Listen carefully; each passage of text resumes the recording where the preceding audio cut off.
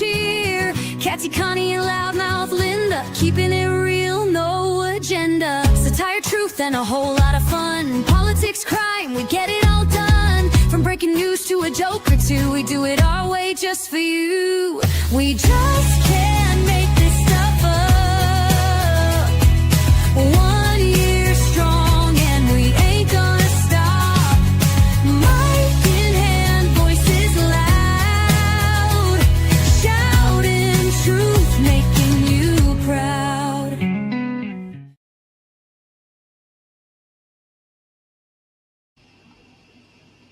Good morning.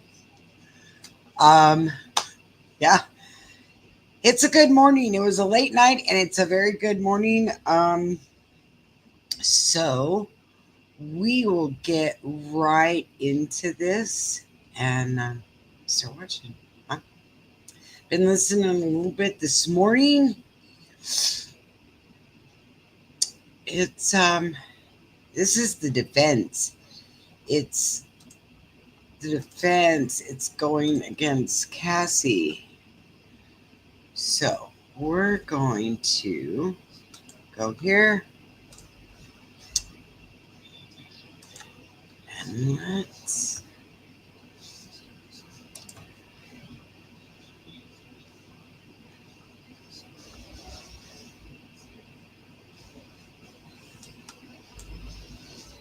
see if I can't get myself like that. That'll work. That'll work.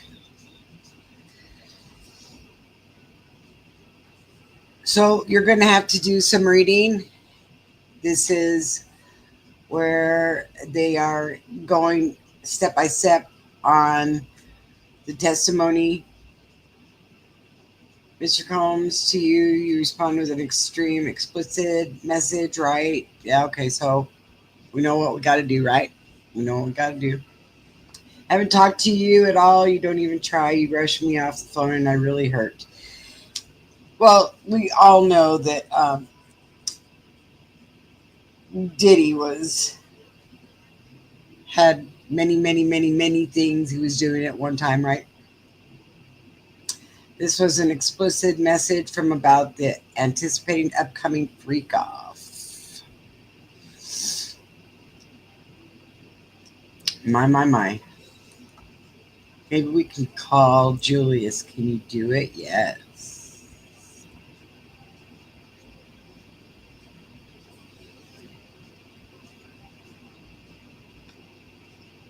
By the way, as you're watching this Diddy trial, I think it emphasizes how important having a great lawyer is, and that is where our partner and sponsor, Morgan & Morgan, comes in. So this is a firm with over 1,000 attorneys. You know why that's so many? Because they win a lot. In the past few months, Morgan & Morgan secured a $6 million verdict for a car crash victim in Florida, $13 million for a wrongful auto death in Georgia, and another $6 million for a trucking accident in New York. And mind you, this was after insurance offered their clients significantly less in each of these cases. And even if you think your case isn't worth millions of dollars, why not just start a claim and fight for what you deserve? Morgan & Morgan makes it so simple. You can start a claim from your phone in just 8 clicks. Everything from uploading documents to talking to your team, it can all be done on the phone. So if you're injured, you can easily start a claim at forthepeople.com/LC Live or by clicking the link below or scanning the QR code on screen. Significantly less in each of these cases.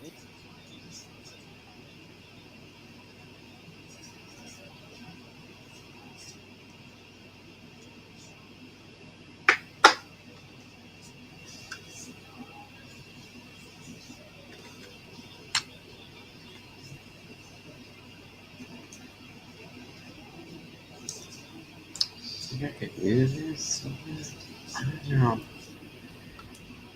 I'm gonna have to just kind of work with it, guys.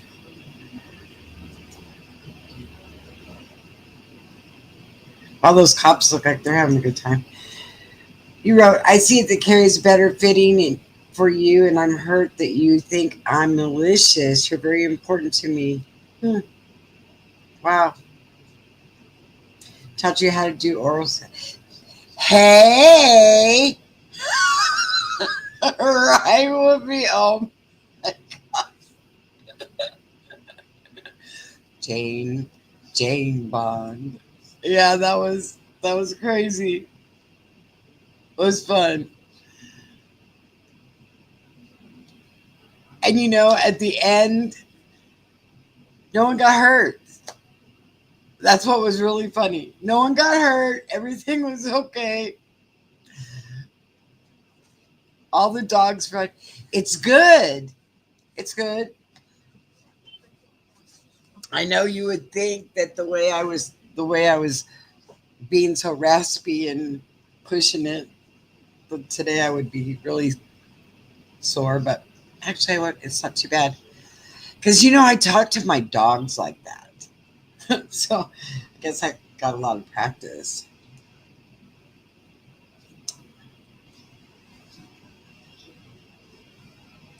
Did you think Mr. Combe was attracted to her? Did that complication carry on your relationship? Not really. Carrie was, wow. Wow. I want to see if there's anything. Mr. Combs taught you how to do oral sex? Cassie, he did. Look at this. Tell me what you're ready. Tell me when you're ready. Can you read it? You can read it. It makes me laugh. It's from 2007.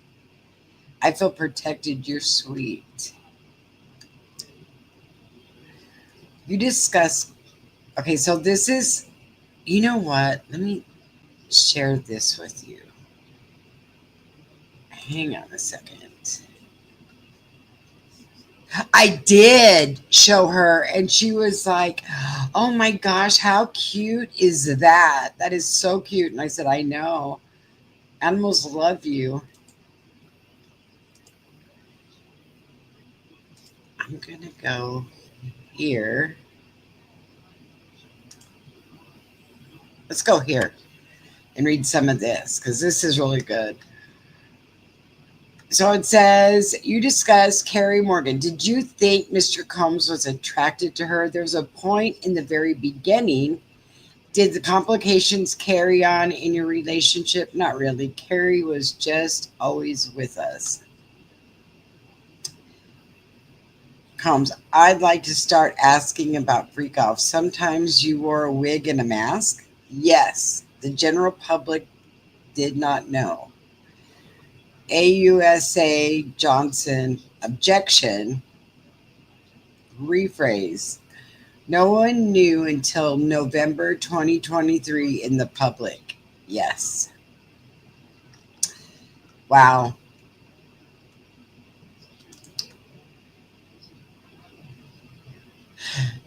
It was adorable.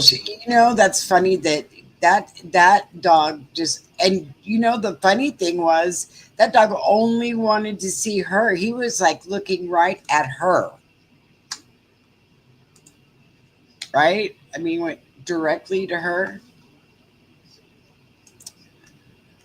Yeah, that was cool.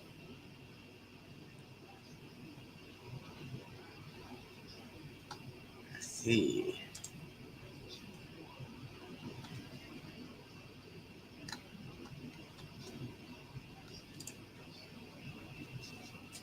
Yep, it was adorable.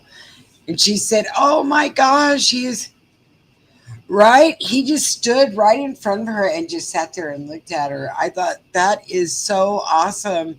And when I showed it to her, she said, oh, animals do kind of like me. And I thought, well, you know what? The cats didn't like you last night.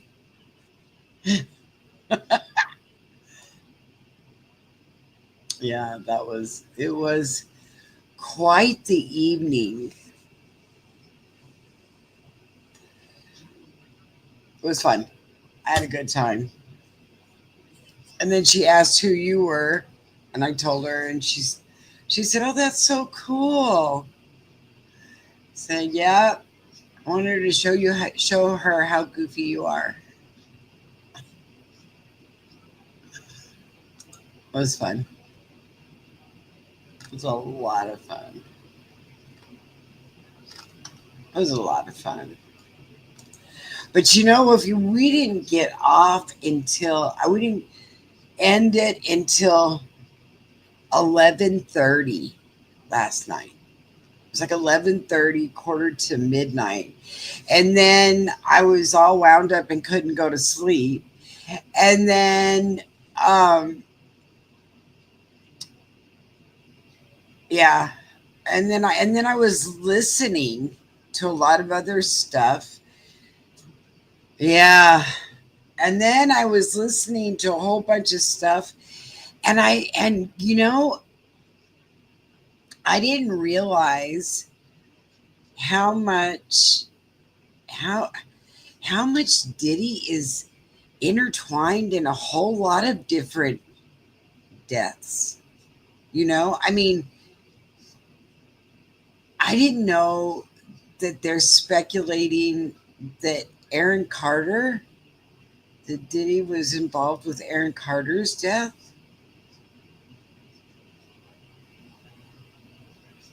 That seemed really weird to me. But yeah, I mean,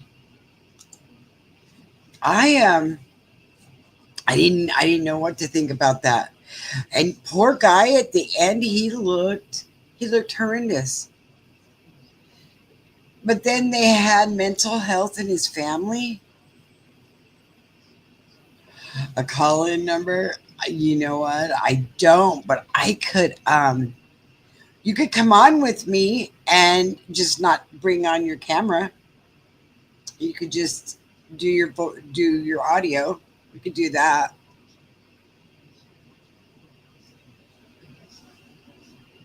And I can send you the link. Hang on a second. I'll send you a link. And then just don't turn on your camera if you don't want to. There. Let me send it to you.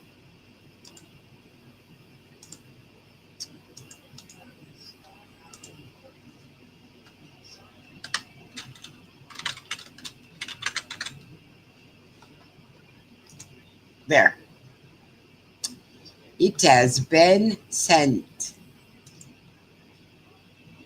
Yeah. All you have to do is just don't turn on your camera. Okay, well, all you're going to do is in your email, go on there and click on the link, and then it'll pop you up here. And then at the bottom, it'll say mute or stop camera. Just make sure your camera says stop. And it'll just bring up basically your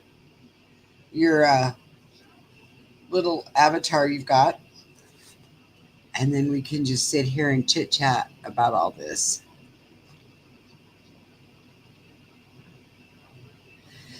I could do, okay, I could do in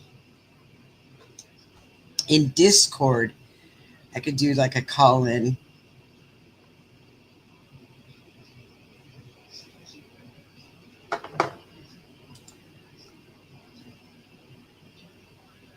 I did that for a friend of mine.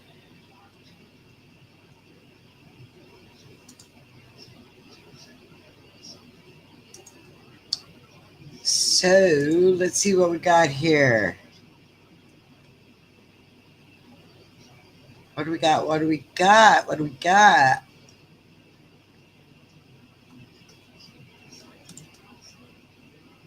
Wow, 17 minutes ago. 10 minutes ago. 8 minutes ago. I'd like to start asking about freak off sometime or a wig. We read that.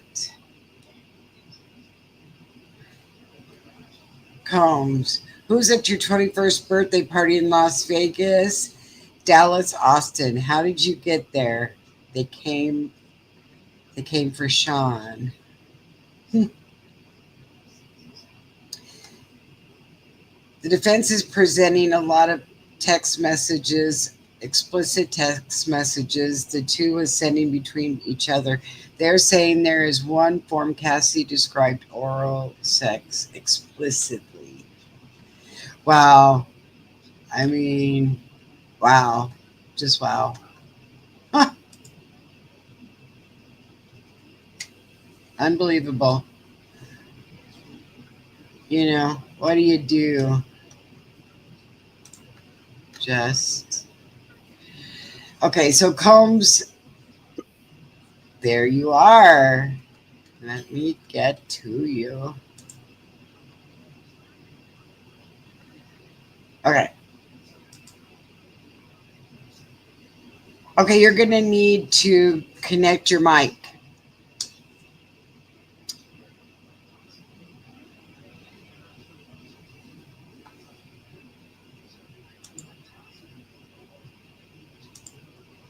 There you go. Hey, am I on Hey, camera? you're not on camera, but your little avatar's on there. Oh, I see it. Okay. I'm doing this from my phone. Oh, it's okay. You got this, girl. You got this. Wow. You did. Okay. I'm still nervous, but at least I'm not up there on the screen. Don't be nervous. It's all good. I mean, just like if we were talking on the phone. Yeah. So yeah, the Aaron Carter thing. Yeah, hear about that. Tell me what you think about that. I think he was definitely. I think he had his hand in on it. Uh, he and Aaron Carter, and they have videos of him pleading for help. He was scared for his life. He didn't say from who.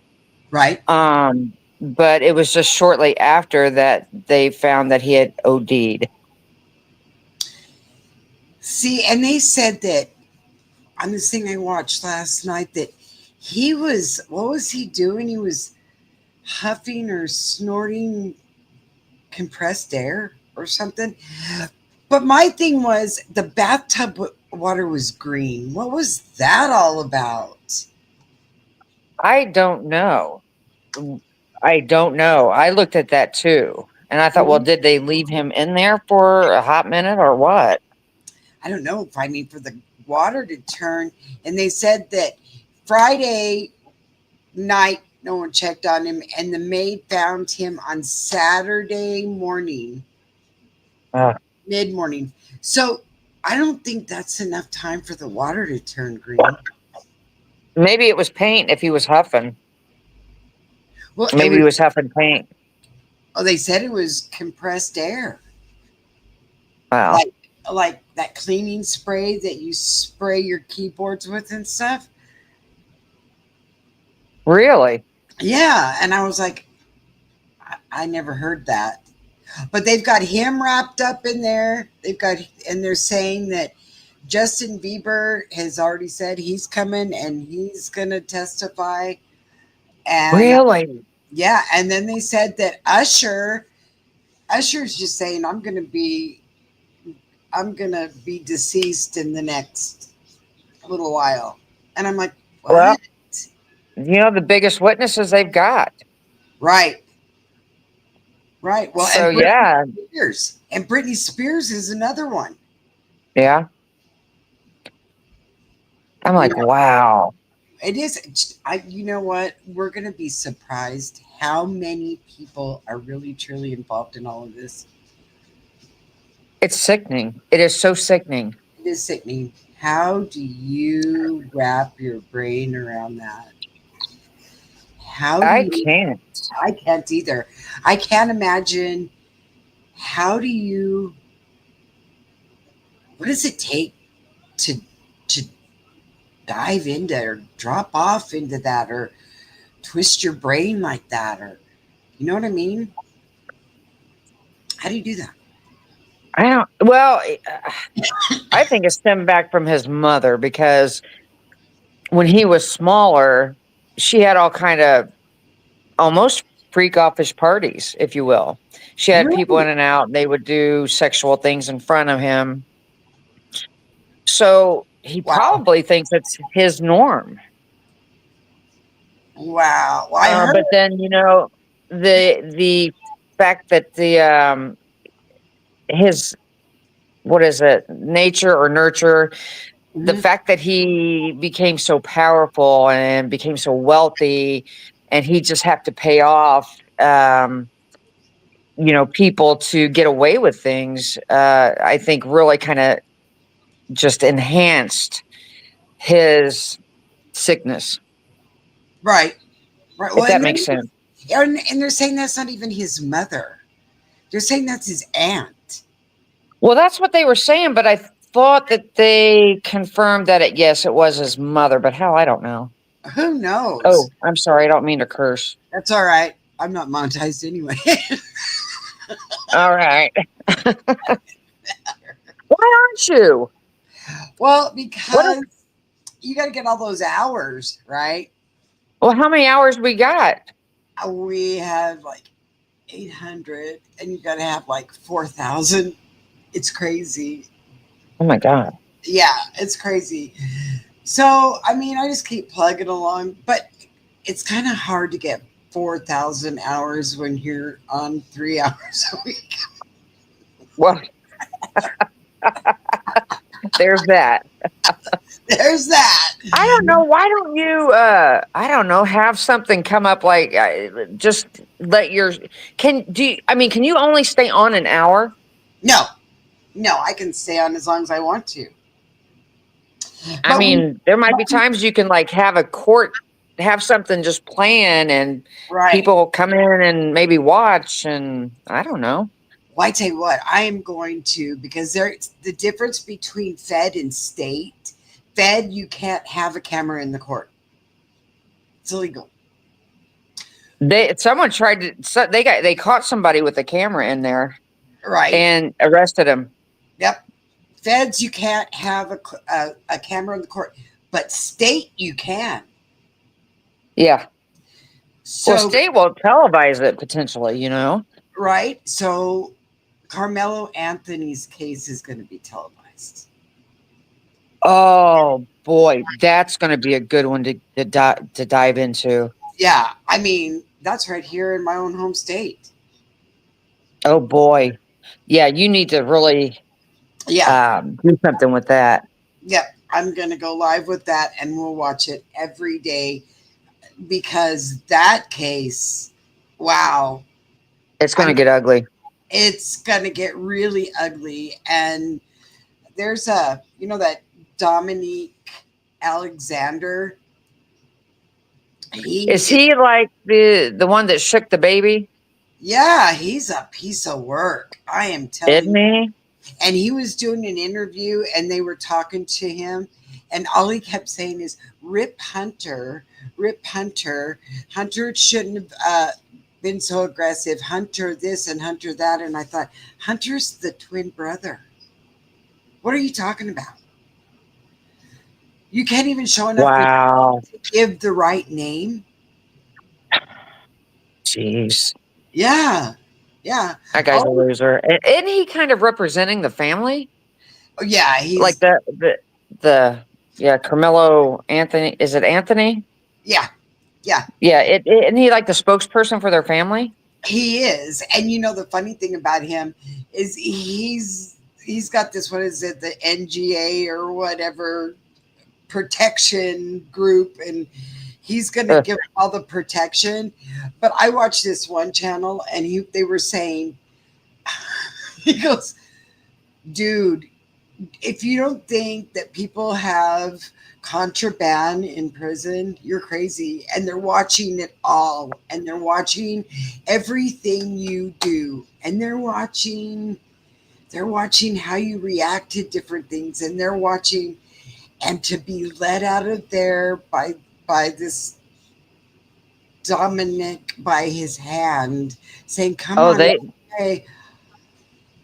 That's fresh meat for those boys in prison. That's exactly. And he was saying, "You're not going to make it. You better, and you only weigh 150 pounds. You better start working out and eating every waffle you can." Right. Because he said they're watching all of this. And you, with your gang symbols up and doing all of this, he said, "Oh, they're watching." He's in trouble. Mm-hmm. He is in trouble. He is in so much trouble. Well, he thinks he's tough. We'll see how tough that he really is, I guess. He's not. I know. He's a coward. Yeah, he is. I mean, if he really didn't want to do any bodily harm, he could have stabbed him in the leg. Or, Okay. eh, So he was, now let me get this right, because here's where I'm confused. He was suspended from school, for having a but weapon. went to this track meet anyway with a knife. Yeah, yeah, Uh, yeah. Here was the thing. He was suspended from his school for fighting and having a weapon. Okay. So they uh, suspended him. He wasn't even supposed to be at the track meet or any school function. There he was. He was there, and they said it was raining really hard. Well, if you saw, this is up and around Dallas, right outside of Dallas, and so you can see the tents are like one right after another. So would he have gotten wet if he'd have went under his own? No, I think the real truth was he got under that tent because he wasn't supposed to be there. yeah. And they said that they had a thing with him for stealing other people's stuff, even at his school, going through Yeah. people's bags and stuff and stealing their stuff. So when Austin went over there and said, "No, you're in the wrong school," he's got his school sweatshirt on and all this stuff, and it's like, no, you need to go sit under your own tent. And he said, and then when the odd thing was, when he gets into the cop car, he goes, "Is he going to be okay?" Oh, It's like, dude, you you just stabbed him. you didn't go for his leg, you didn't go for his arm, you didn't go for anything that would have not been detrimental. You went directly straight for the heart. Come on. Come on. Tell me. Kids these days, I don't know. I don't know. And then they're trying so hard to turn this into a race thing that there's this division has got to stop. Yeah, It's got to truly. stop. I mean, united we stand. I mean, come on. There's some truth to that. That's the truth. I mean, when in Rome, you're an American, period. I don't care what color your skin is. You're American. We all bleed red, Right. you know? But no, they're saying, "Oh, well, he had to defend himself because Austin was a white supremacist." Oh What? no. What? Well, where did you get that? Did he come out and say that? No. What they did is they had a picture of him in his camouflage from when he went hunting. It's Texas. That's what they do. Right? They Wrap your do that about, in Kentucky or Tennessee. I mean, yeah, Yeah. it's a big sport. I mean, It is. It's like wrap your brain around that. no, yeah, no. Well, people are starting to see through this. And Sam did a couple shows on race baiting, Right. and that's exactly what it is. And it's sad, Connie. It's sad. It really is. We can't go there. We can't go there anymore. Not in 2025. We've got to stop. We've got to stop it. There's got to be an end put to that. You It know, never will be, though. I mean, sad as it is, it'll never happen. it is sad. You know what? I just try to be kind to everyone You know and what? treat others how I would like to be treated, You and know what? that's the best I can do. Well, and that's the golden rule, and you are right. That's exactly what we need to do. We can't carry on like crazy fools. And you know what that is? Listen to this little dog that thinks he's a Great Dane. And what are you going to do? I don't know, but hey, you tell her to be quiet. She's stirring up my dogs. Right. Hey, this is the one underneath the desk. Hang on a second. I'm gonna put it. Look. Look into the camera. Look. Quit. Don't you get started. Oh, He's a big whopping Oh, pounds. oh, little Cujo. Yeah, he thinks he's Cujo. He thinks Hmm. he's Cujo. Thank you. See, now he's out there. It's a good Well, thing. my dogs, they like climb up on my lap and decide they want to wrestle and waller and fight and make all kinds of noise. So you probably will hear them. They're so cute. It's all right. I mean, what can you do? Put a muzzle on them? No. No, This one, no. this one walks like a bow-legged cowboy. And when he walked, I started laughing. I said, for a little 5-pound little nothing, he, hey, for a little 5-pound nothing, he thinks he's a great thing. Oh, And he walks like thunder. You hush. Because you're looking at everybody else's dogs barking, and that wouldn't be cool at all. Do you think that would be cool? Huh? Do you? I don't is think. it still just you and I in here? There's 3 in here, so Oh, somebody's in here with us. It's hi, Michael. No, hi, Michael. they haven't found him guilty yet, but there's 50 days of the trial, so I think they could stop it now. I think they could stop it now, and it would. It said, if you don't I'm so want to sorry. read the answers, she said, if you don't want to read the answers, I can read them. Thank you. The O has a lot of O's after them, right? Yes. After a freak off, you make love with Mr. Combs? Yes. What? Oh my God. Your period, Mr. Combs, is asking you when you're right? Yes. Ask in the context of to meet up and have sex. Looks like it. Sometimes you watch him with a female 2 or 3 times. I mean, the man apparently, apparently, he really truly loved Kim Porter Yeah, because he loved her never. to death. We'll see. That's scary too. I know. All these people that are dying of pneumonia. What did Jaguar Wright said? She said everybody that's involved too heavy in this dies of limonia. Limonia. Yeah, that's what she called it. Limonia, like Kim Porter, and that's what they're saying Aaron Carter died of. And that's what they're saying that Liam Payne died of. Yeah. And I think there are several other people too That died of limonia. that died of limonia.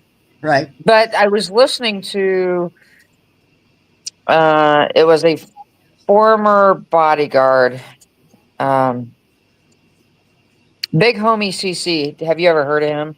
Mm-mm. And he had gotten sick and went to the hospital, and they tested him, and he tested positive for, was it arsenic, I think? And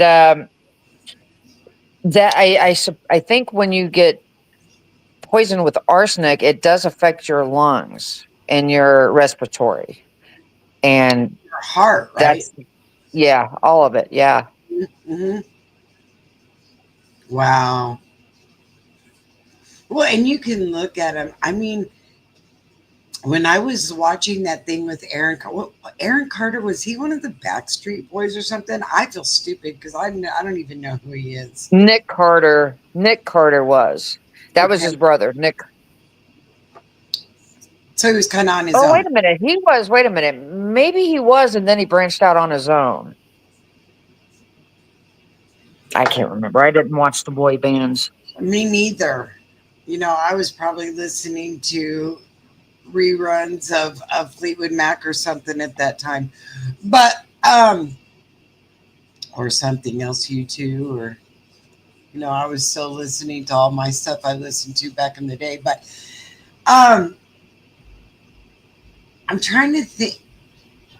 When I saw that video last night of Aaron Carter, other than the tattoos on his face, he resembles a lot of Justin Bieber.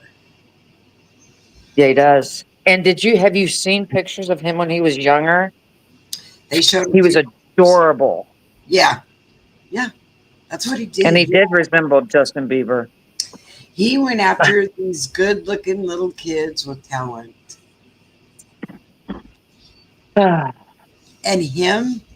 They showed the video in its entirety yesterday. The Oh, they 15-minute did? video, yeah. Oh, But not it really. You didn't see anything different than what you've already seen, other than the cameras in the different places. Like the one camera just showed the hallway, so you watched him walk in and out or whatever, like he was doing, or he came running down it and went into by the elevators.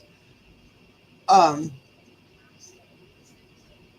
it surprises me that security guard held on to that tape for 10 years and never sold it. Did you know that's that? pretty remarkable. Yeah, I guess the guy that they show that goes in and is trying to calm Diddy down and saying, "Hey, you know what?" I guess he put him up against the wall in Huh? in the room, which there were no cameras, because he said because Diddy was recording him, and he grabbed him and threw him up against the wall with his forearm up against him and said, "You're not recording me, are you?" Huh. So Wow. Diddy offered him, he goes, "Dude, there are security cameras all over this place. So don't think you can get away with anything." Well, that's when he offered that security guard $100K. Okay, that's the same one that Right. held onto the tape. Okay. Yeah, and he offered him $100K to get rid of the videos. And so he went down, he goes, "No, I'm not taking any of that." So then he went to down into the security room and recorded it. Hi, Sputty. Um, he went into the security room and he recorded it on his iPhone. He had two iPhones and he had two copies of this video. And then he was off for 2 days. And then when he went back, it was gone. Oh, The tape was gone. So he sat on those copies that he had on his iPhones for 2 years or 10 years. Sorry, 10 years. Never sold wow. them to anybody, never gave them to anybody. He might have showed his wife. I don't know. But he never did Is he any. the one that leaked it to CNN? Yes, and gave it to CNN for free. Good for him. That's where you call really stand up. So then he's the one that testified in court. Oh, was he? Mm-hmm. And he said, "No, I didn't get any money off this. I didn't. No, I was the only one with the tape, with the video." Yeah. Wow. But when they say when it comes to a Fed case, great, thank you, Spetsy. Um, I'm telling you right now, it took 10 years for the feds to put everything together if the man sat on it for 10 years. Now, do you think he It's was woofy. working with the feds back then? Pardon me? I I'm missed, sorry. I missed that. What did you say? Do you think that he potentially could have been working with the feds back then? The security The guard? security guard that had that video. I don't think so. I think that the Fed started when it started to leak. Because when did that come out on CNN? Like right before the trial, right? Like 6 months before they picked him up, wasn't it? Or was it even that long? It would, yeah. I don't think it was that long. Yeah. Because Cassie had filed her lawsuit with Diddy. He settled the next day, and then it was like all of a sudden this started blowing up. Right. So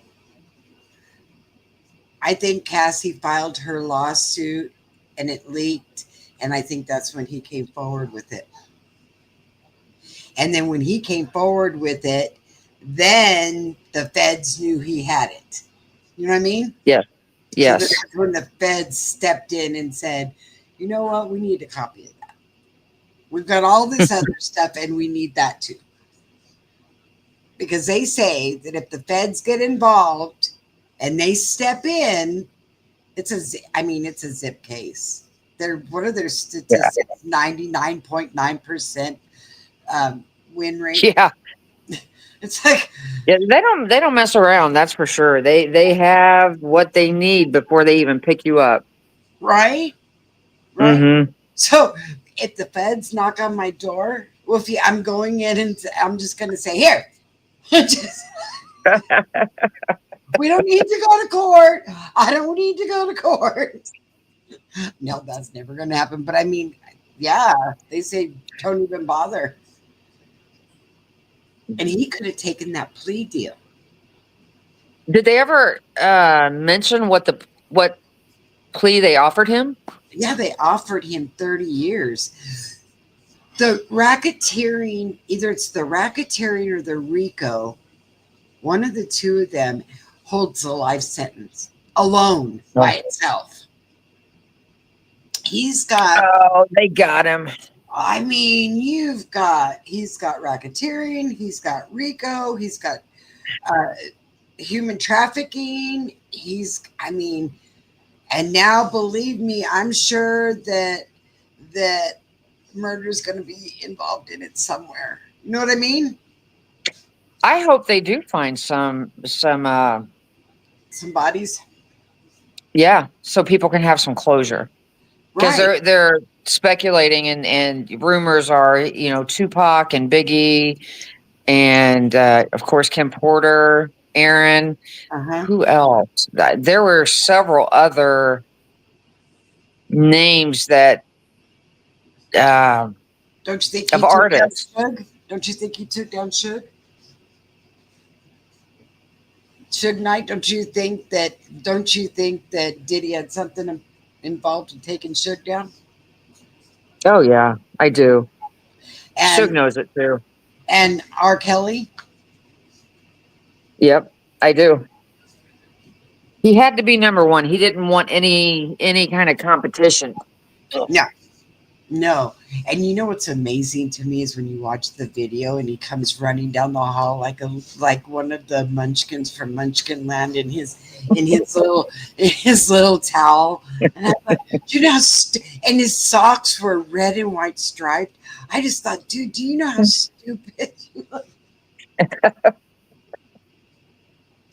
And then of course I watched it 3 times because I really wanted to see exactly, what because they accused her of taking the money. They were saying that bag. It was that's what they were saying, but I think it was the phone, which probably had the videos. Right. But they said that bag that she was carrying out and I had to make sure I knew what it was, and it was a Louis Vuitton bag. It was her overnight case that she was taking, that she was getting out with. I mean, she just grabbed it. She was even putting her shoes on at the elevator.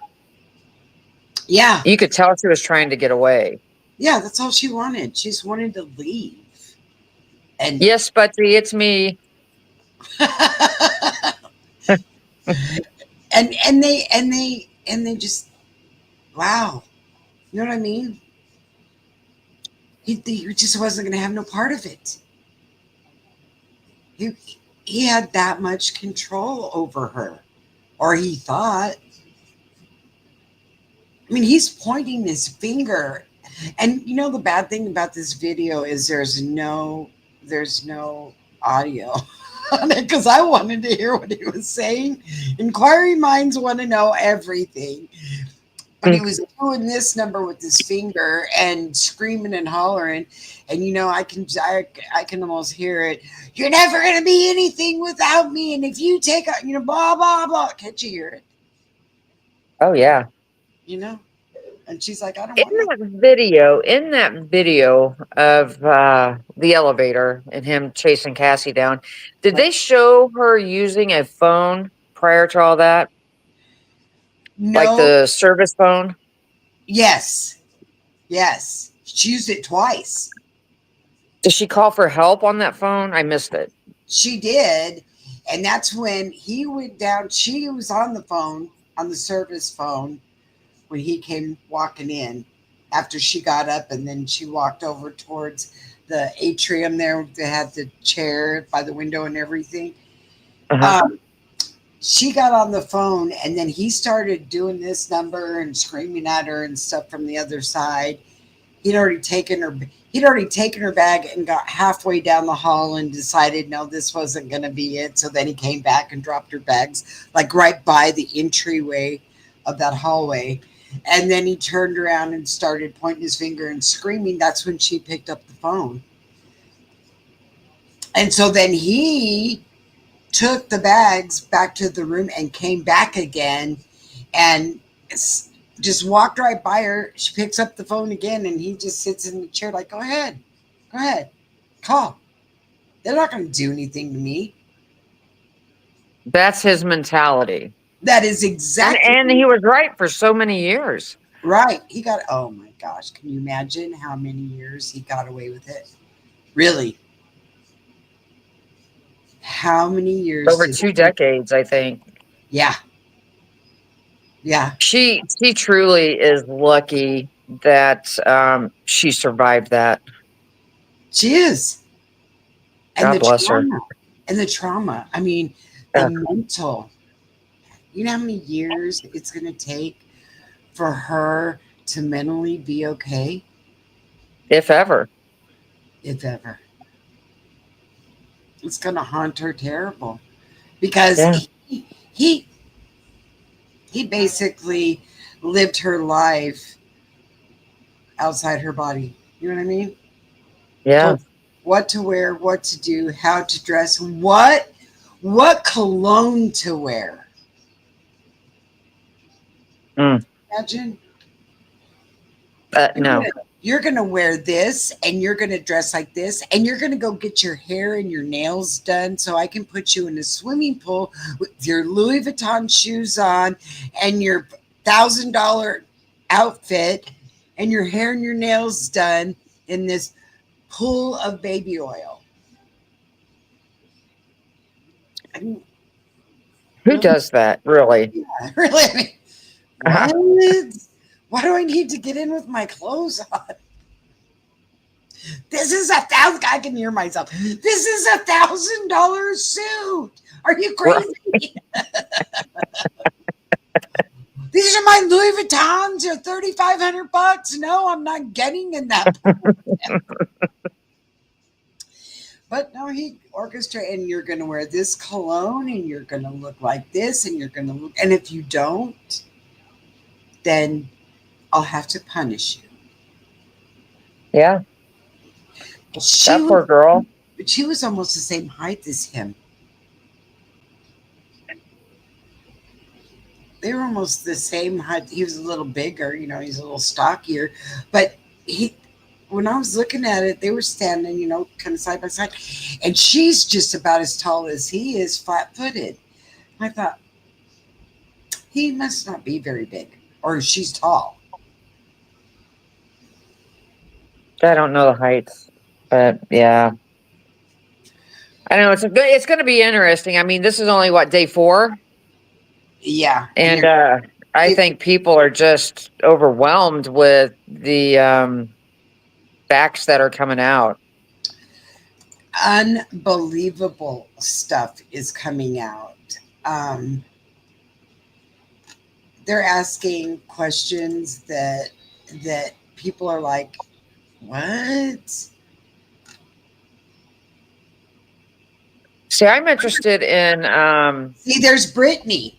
See, look on the picture. I hope I'm showing right. Yeah, there's Brittany right there. oh, right there in the hat, yeah. Yeah, The gray hat, yeah. and this was because Brittany was getting ready to do her awards night. She was doing that dance, and that was the one that she was caught, said that she couldn't carry a tune or couldn't carry her, and they had to do lip syncing on her, and she was staggering and everything. She was with Diddy the night before, and then that's when she fell off the edge and shaved all of her hair off and married that guy for a day. And I mean, wow. Yeah. So Wow. what did they do to poor Brittany? And then look, right below that is Paris Hilton. Yeah.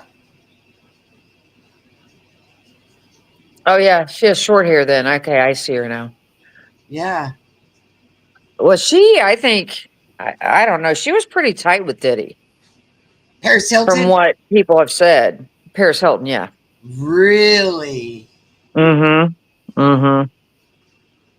She's disgusting too. Then well, you know who else was in real big with them was that Jenner, Kim Kardashian's mom. Oh, I can't wait till I hope they bring up the Kardashians. I hope they are involved in some sort of way. They're too crooked not to be, in my opinion. Did you see the video interview that they had? What is her first name? Caitlyn. No, Chris? Chris. Yeah, Okay. Kris Jenner. Yeah, Kris Jenner. When when she was talking to Kim and Justin and her were gonna go away to some whatever, to Puerto Rico or wherever for the weekend, and Justin was what, 16? 15 or 16. Yeah, and Kim said, "Well, you know, he said he thought I was hot for an older woman." And Chris is like, "Oh, well, I would." And I thought, "You are disgusting." I mean, if your Well, daughter is that much older, can you imagine, you old woman? You need to get out of this little boy's life. that poor kid. All those poor kids.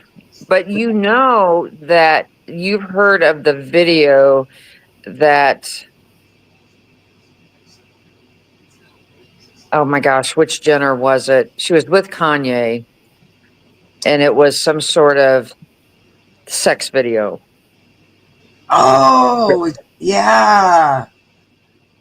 And Chris supposedly was the one telling them the angles and videoing that. The mom was videoing that, telling them the angles and things to get in that would be better for the camera. There you go. Where do you think? You know what? She probably learned it from Diddy, or Diddy's learned it from her.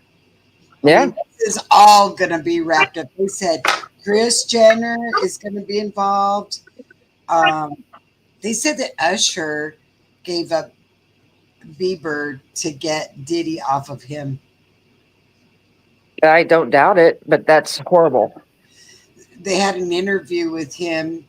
It was Usher, and I can't remember. Maybe it was Joe Rogan. I can't remember. But he said, "Would you let your son go to a Diddy party?" And he said, "Hell no." Yeah, That speaks volumes. doesn't it? Mm-hmm. Well, and you can bet that Jamie Foxx is going to get up there and squeal, talk a little bit. Oh, there's another one. Yeah. Yeah. I hope he does. I truly hope he does. Yeah. If it's the truth. You know, right now it's rumors, but if it is the truth, it needs to come out. Right. Oh my Right. gosh. It's just so much. There are so many involved. It is Holly weird all the way around. I mean, somewhere, somehow, someone in Hollywood is involved. Tons of them. Don't you know that weirdo? Uh, what is the guy from the Green Mile? Oh, Tom Hanks. Yes. Oh, he's another one I wish they would investigate because I know he's just probably just as disgusting as Diddy is. I've heard several people say that. Yeah, And he I is. hate it because I love Tom Hanks. He's a brilliant actor. He is, but he is. But I've heard several people say that. Well, he moved to Greece. Him and his wife moved to Greece. They live in Greece, and he gave up his citizenship. Really? Yeah. Why do When you all this started or before? way before they ever well, I think people were starting to get a little smell that the feds were doing investigating because if it was Yeah. 10, I bet it was 10 years ago that Tom Hanks moved with his wife. Wow. So I think he got a spark and said, "No, I'm out of here." Gave up his citizenship, and Oh, I wow. was, yeah. And I looked and I thought, did he go to Greece because you can't be extradited from Greece? No, you can be. Absolutely. Yeah, but apparently you can be extradited from Greece. Oh, So, good to so know. yeah. So why he picked Greece is like, why did he? Why did he pick Greece? Okay, let me ask you this because this has always been a question of mine, and I've always thought about it. Oprah, do you think she's involved in any of this? Absolutely. That is the queen bee between Oprah I and Beyonce. Which one's worse? Yes, I think Oprah is like the top madam. I think she shares it with Beyonce too. I think Beyonce's up there too, just about as bad. Oh yeah, yeah. It would be yeah. How are they getting off scot free though? Because we Oh, haven't heard about Jay-Z and Beyonce. okay. Well, Jay-Z has got uh, a lawsuit right now pending. Oh yeah, I read that. No, no, before that Chris Brown was arrested just last night, right? Wherever Well, he's that's at. not really any surprise. He's a pillar of the Yeah. community. So Jay-Z has a lawsuit against the lawyer in Houston, Busby? the Busby. Right. And it's all pending. So he's all wrapped up in that. Busby's suing him and he's suing Busby. And that's all a big mess. And did I not hear recently that Beyonce and Jay-Z got a divorce? I was wondering if that was going to happen. I have not heard, Yeah. but it wouldn't surprise me if Beyonce was smart. I mean, because she could have been controlled the same way Cassie was.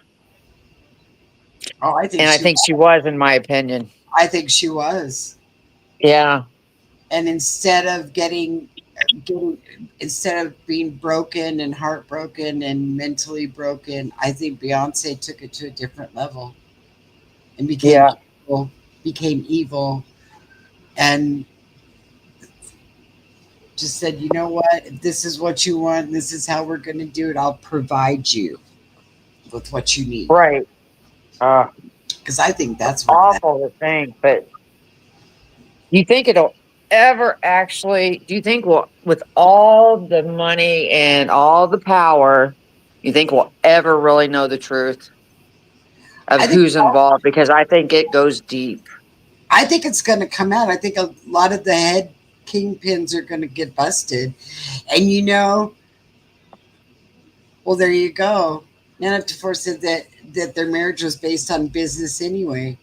Oh, So absolutely. so there you go. Absolutely. So there you go. It's unbelievable. All of it's unbelievable.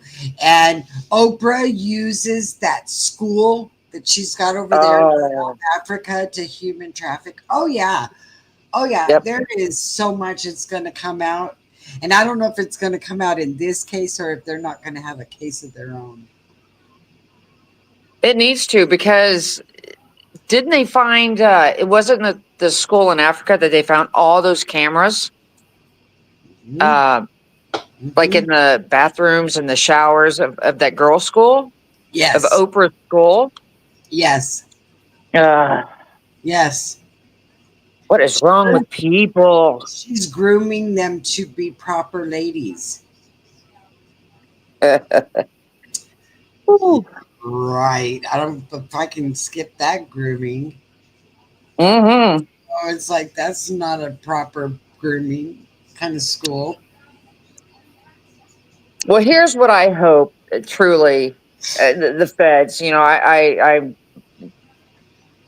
going to put my money on the feds, and I truly hope that they bring down everyone that's involved in this, because I do too. it has to stop, especially when kids are involved.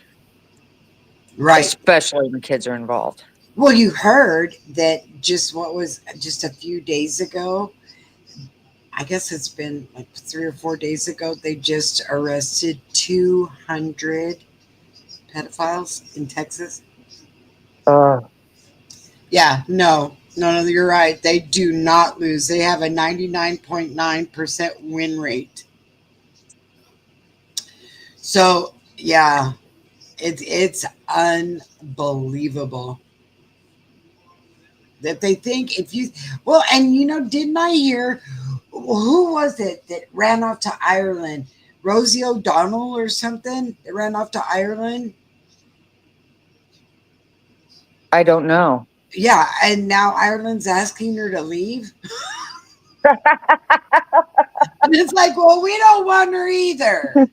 Don't send her back here. We don't I'm want not a her. Rosie O'Donnell fan. I'm really not. Well, don't worry. That I'm sure that the UK will get rid of old goofy Ellen DeGenerate. I thought that they had left and came back.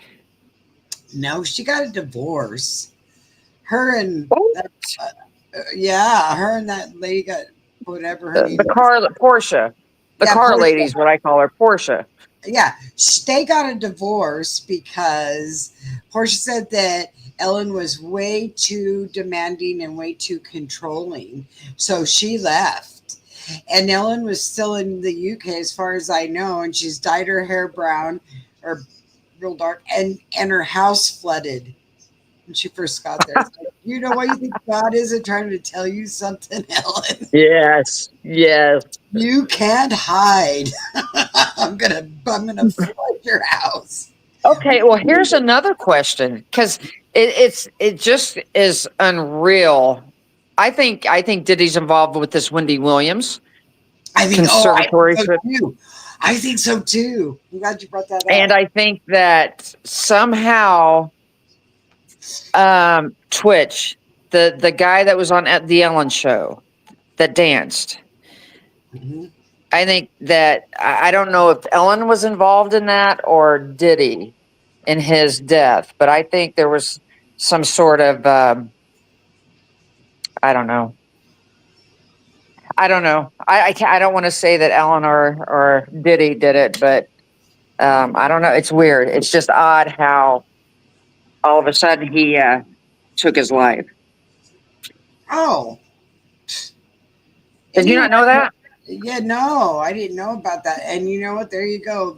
People, it's like it was what Aaron Carter saying in that video.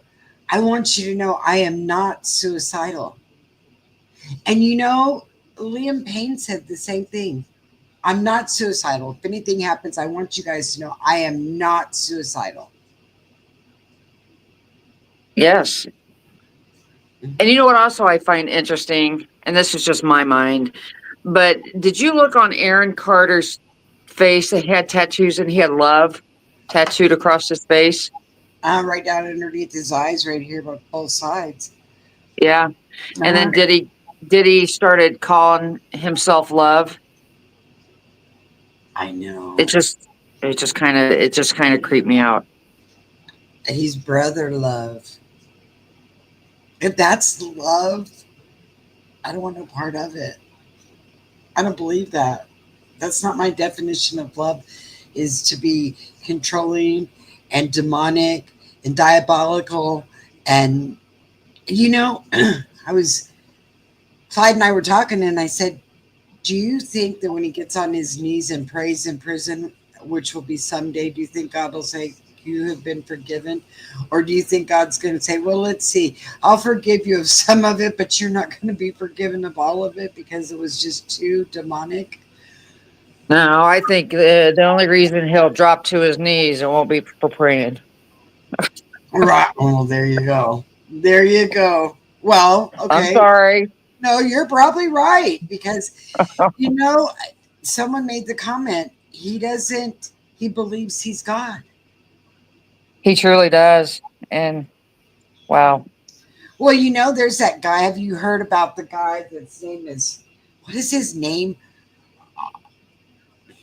Ahmed something or other, that says he's the Antichrist. He just came out recently.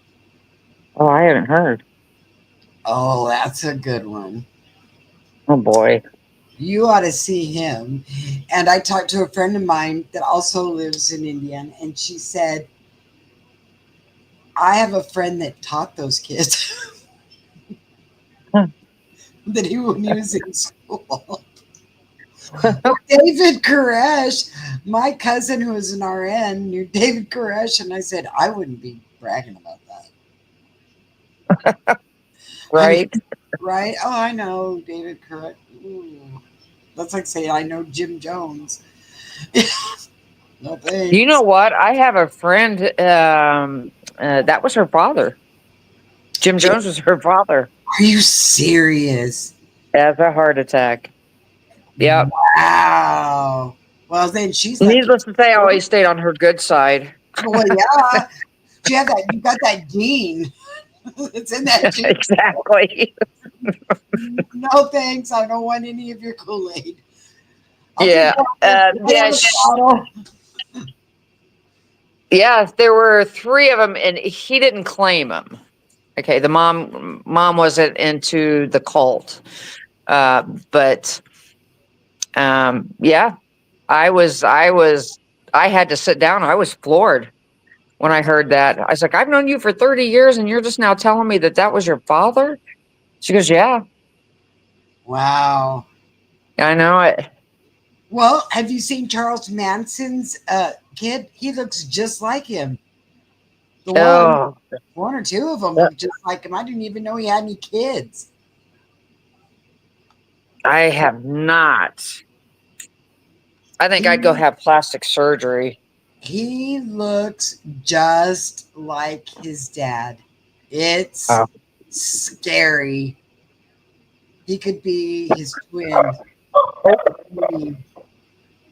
I mean,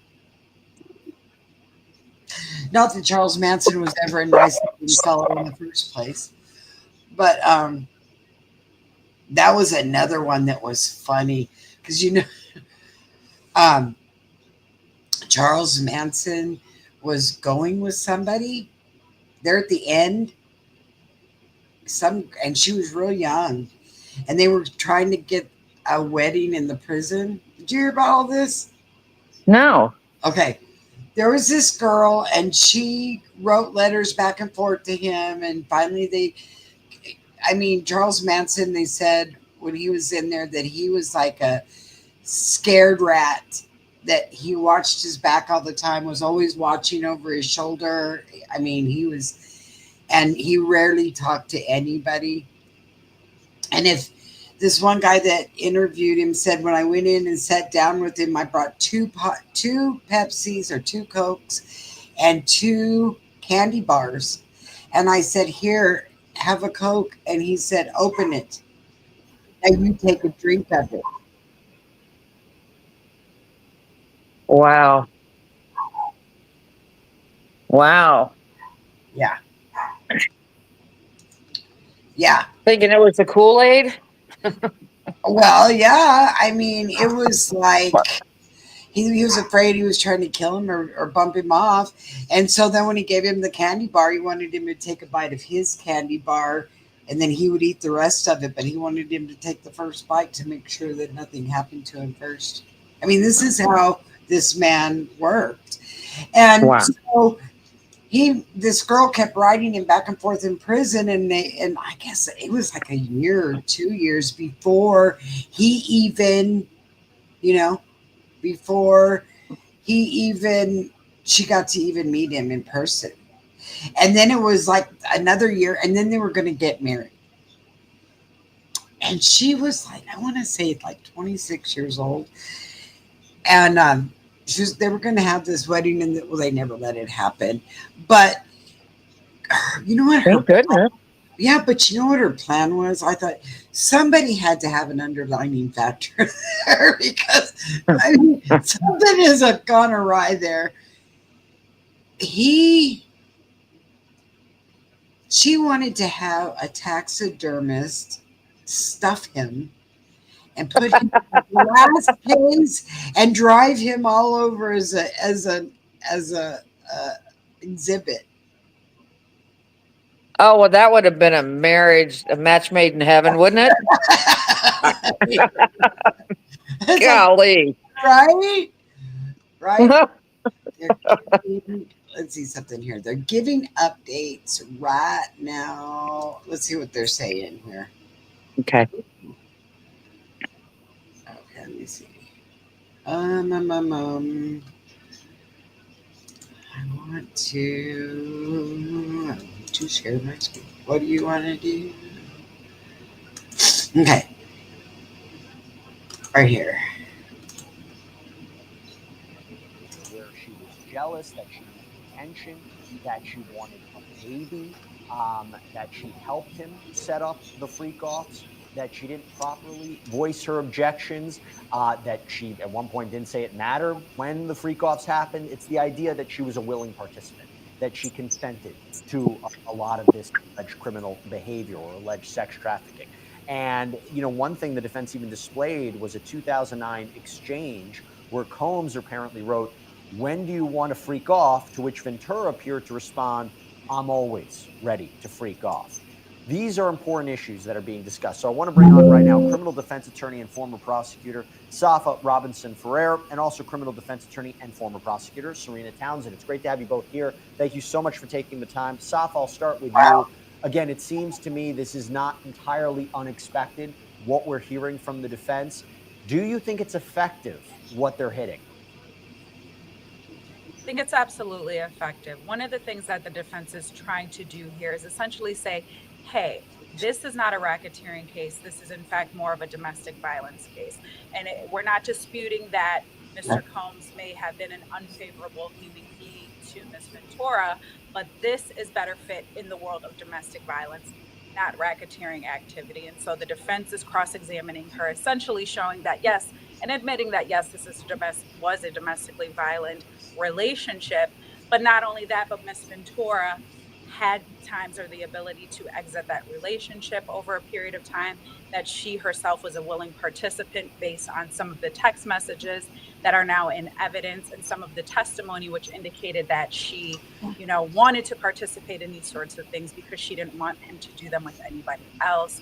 There was a period of time, I believe, where they broke up and ultimately possibly got back together or had sexual activity after the breakup. So the defense is really going to crack at those things to show that this was not done by force or coercion or anything of that nature. But Serena, the question is, could she really leave, right? So what came out over the last 2 days? You not only have a 17-year age difference, there were text messages that arguably showed a level of manipulation from Sean Combs. There was her testimony and apparently photographs, and of course the 2016 videotape that shows he was physically violent with her.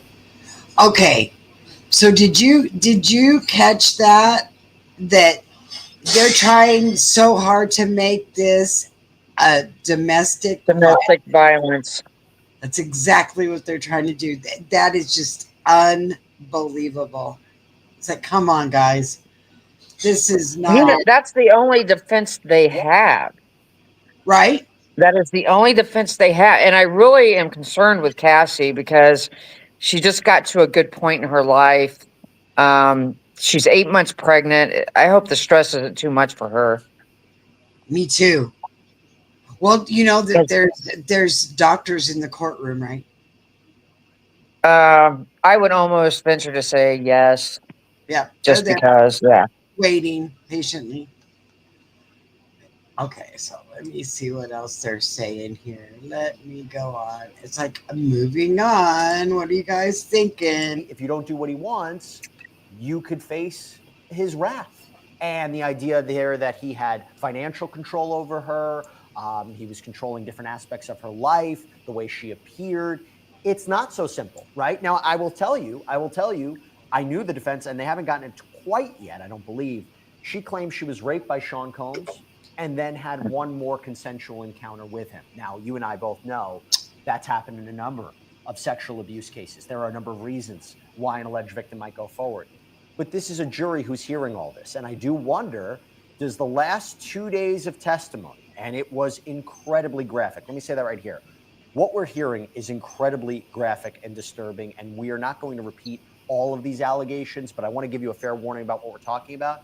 Does what they heard in the last 2 days, Serena, completely outweigh where the defense is going to go on cross-examination? So much about this case is who is picked on that She looks jury. like that One would Laura, hope that a jury whatever could from understand and Orange appreciate that is there are the many, New many Black. layers to this story. And while it might have been a domestic violence situation, it could also have led to this RICO case, this trafficking case. Right. And it is not as simple you're right. And it's not as simple to say, listen, she came back to him over and over again. There are these text messages, and therefore that's all there is to the story. It is a layered story, and the prosecution does have an uphill battle to overcome those text messages and the things that she has said in the past. It'd be very important for them to educate the jury about what a domestic violence victim goes through, about the fact that she was only 19 years old.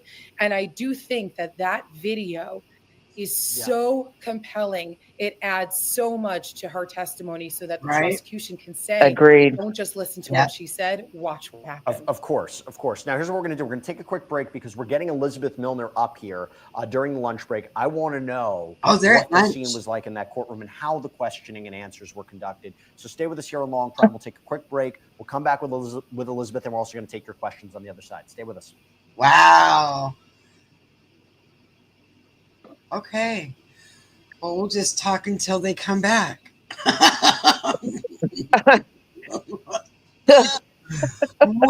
Wow. The first lady up there, the ex-prosecutor, Yeah. she's amazing. She's amazing. I like her. Was she? That's it. Those were prosecutors. The first one was, I think one she was that a looked former like- prosecutor. The one with the reddish hair that looked like the one from. No, the first one. I thought, hey, what is she doing on here? She's dyed her hair. And straightened it. Everybody's going to this trial. Look. It's no wonder they're at lunch and we didn't even know it. We're too busy talking about everybody else. You know, and this is an old picture. Law and Crime, this is an old picture. He does not look that good anymore. No. I never thought he looked good anyway. Oh my goodness, my dogs. Hold on. You're all right. He's got kind of. And here's where I say, look into those eyes. Those eyes tell me that this man was scared then. Is that what you see? That's exactly what I see. He's looking over his shoulder, watching everything. I think he was watching over his shoulder. I think he was one nervous person. And you know, I'm going to say there's somebody above this man. Oh, absolutely. Everyone is alluding to Clive, but I don't know. Well, I think back in the day, maybe. Come on. They're saying. I think this is a worldwide. I think this reaches worldwide. I think this goes way up into the people. You know how they say that the the the Bilderbergs, whatever, run the world or whatever. Uh-huh. Believe that it goes that high up I because believe it. they made the comment that Diddy and Epstein knew each other really well, Uh-huh. and they were probably in a corporation together. I believe it. It's too big for him not to have been. Right? Oh, I think I muzzled him. That courtroom for Cassie Okay. Ventura's cross-examination by the defense. And again, I want to give everybody a warning here. The testimony is incredibly graphic. It is gruesome. We are doing our best to be respectful of what is happening in that courtroom, but also at the same time relaying the proper information to you. I like Elizabeth, this guy. I know my Always time with you asks is limited. I know you have to go back in there. So I want to ask you real quick, what were the highlights of the cross-examination? And also, what is the tone by which the cross-examination is being done? Is it combative back and forth? That's the thing we can't get from the transcript right now. Yeah, as far as the cross examination goes, for the most part, it seems very casual. We were thinking that it might be aggressive, it might be combative, but for the most part, Cassie has been very forthcoming in answering these questions. You know, she's showing, excuse me, Anna Maria Wow. Estevao is showing her text messages and email chains and BlackBerry messages from 2007, from 2009, where Cassie is confessing her love to Diddy, or she is asking for a freak off, or she's, asking, about just more intimate details from her relationship with him. Because to your point, Jesse, a lot of this stuff, a lot of some of these messages that we did see in court today were very graphic in nature. And so, Look at this. the questioning This was starting out closed about the caption never relationship between spells the things two. You right. know, It when it cracks first me up. started out and around that 2007 time period, around that 2009 period, that's when the questioning at the beginning of it kind of all started. And you would think that that would be, an aggressive moment or a combative moment, especially as you're seeing messages that say, "I'm a very lucky woman. I miss you and I'd fly wherever you need me. I love you." And then you see Diddy respond, "I love you so much. It makes me cry." And then Watch them Cassie writing spell back, Diddy. "You hungry pop They pop." But I'm spelled it thinking, right this time. just They from had my a perspective, that around DITTY. those time frames, she was still relatively young. For the most part, she was in her early 20s. She was also asked about a previous relationship she had had with another music producer named Ryan Leslie. And around this time frame, the She looks like a defense was kind of baby. saying, Look at when her. you started dating him, you were 18, 19 years old, and he was 10 years older than you. And asking, did with respect to Sean Combs and with respect to Diddy, asking whether or not, that her entire world opened up because she was dating this man at this time period. Because remember, around that time, Diddy essentially was reigned king amongst everyone. And so a lot of the questioning was a lot of messages that were shown today. Hi, Roy. A lot saying, "I love you We so have much. It Whoopi made me with feel us like I today. can't wait until we just don't care anymore." And by saying we don't care What? anymore, that's about, her just Hi, wanting to be Royal open and Apple. I public said we have about this Whoopi with us relationship. today. You see Cassie say, "Pop Pop, I really miss you." And Diddy responding in these Huh. messages, "Me too, baby.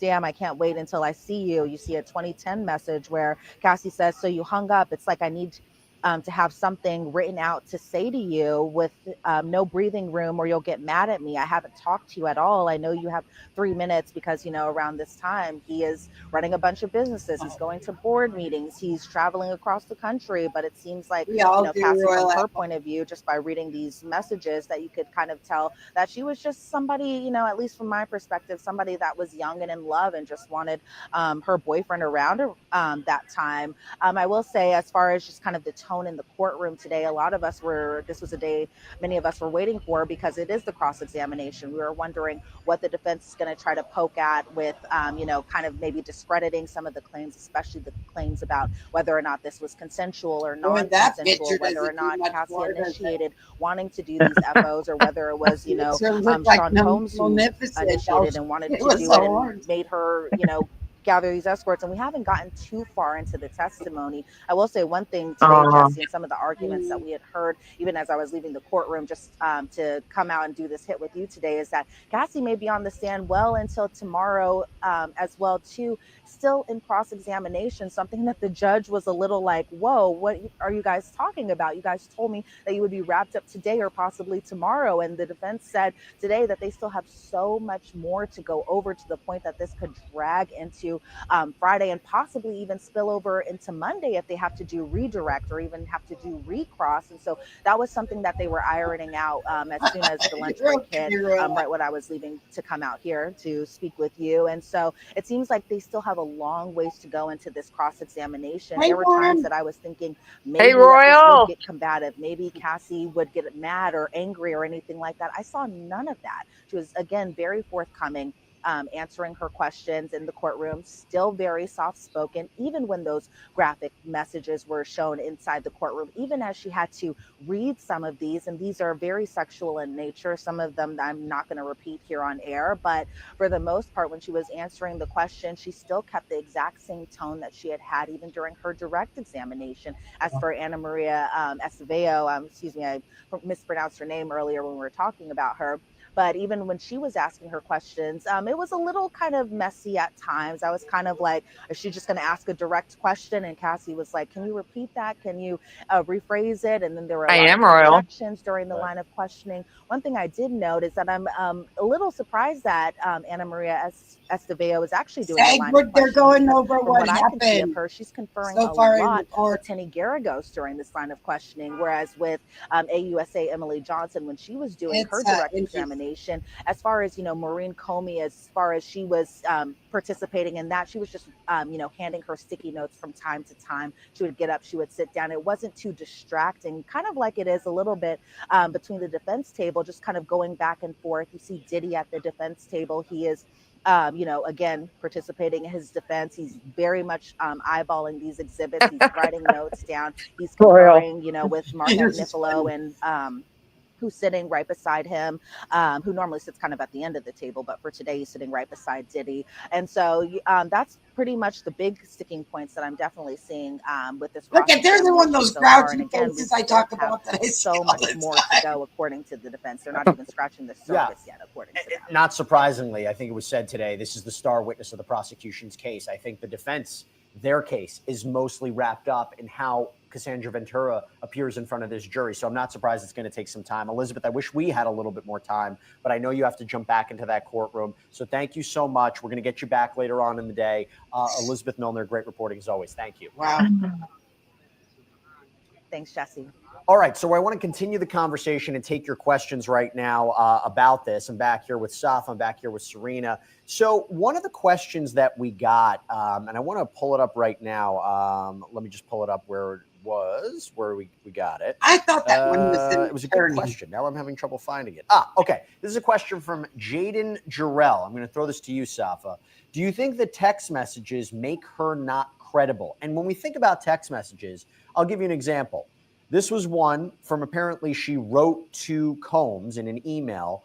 In order for me to be more open with the things we do in bed, I need to feel safe, like home, like this is my husband. And this is the only man that will ever have this aggressive sexual side of me.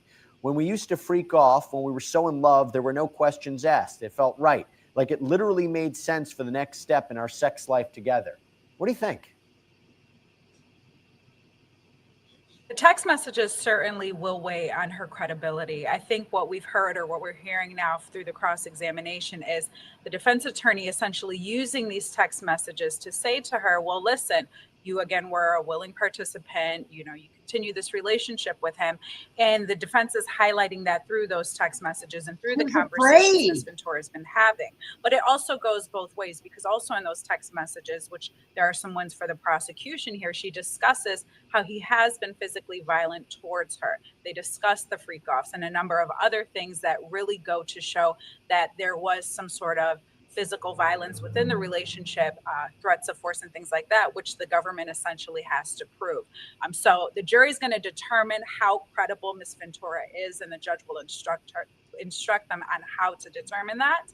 And they will be able to decide whether or not those text messages are consistent with her credibility, and if they either bolster or affirm her credibility or discredit her. Well, I'll tell you what, we did a poll up on Law and Crime. This was the question. After hearing both the allegations and the defense cross-examination so far, who do you find more credible?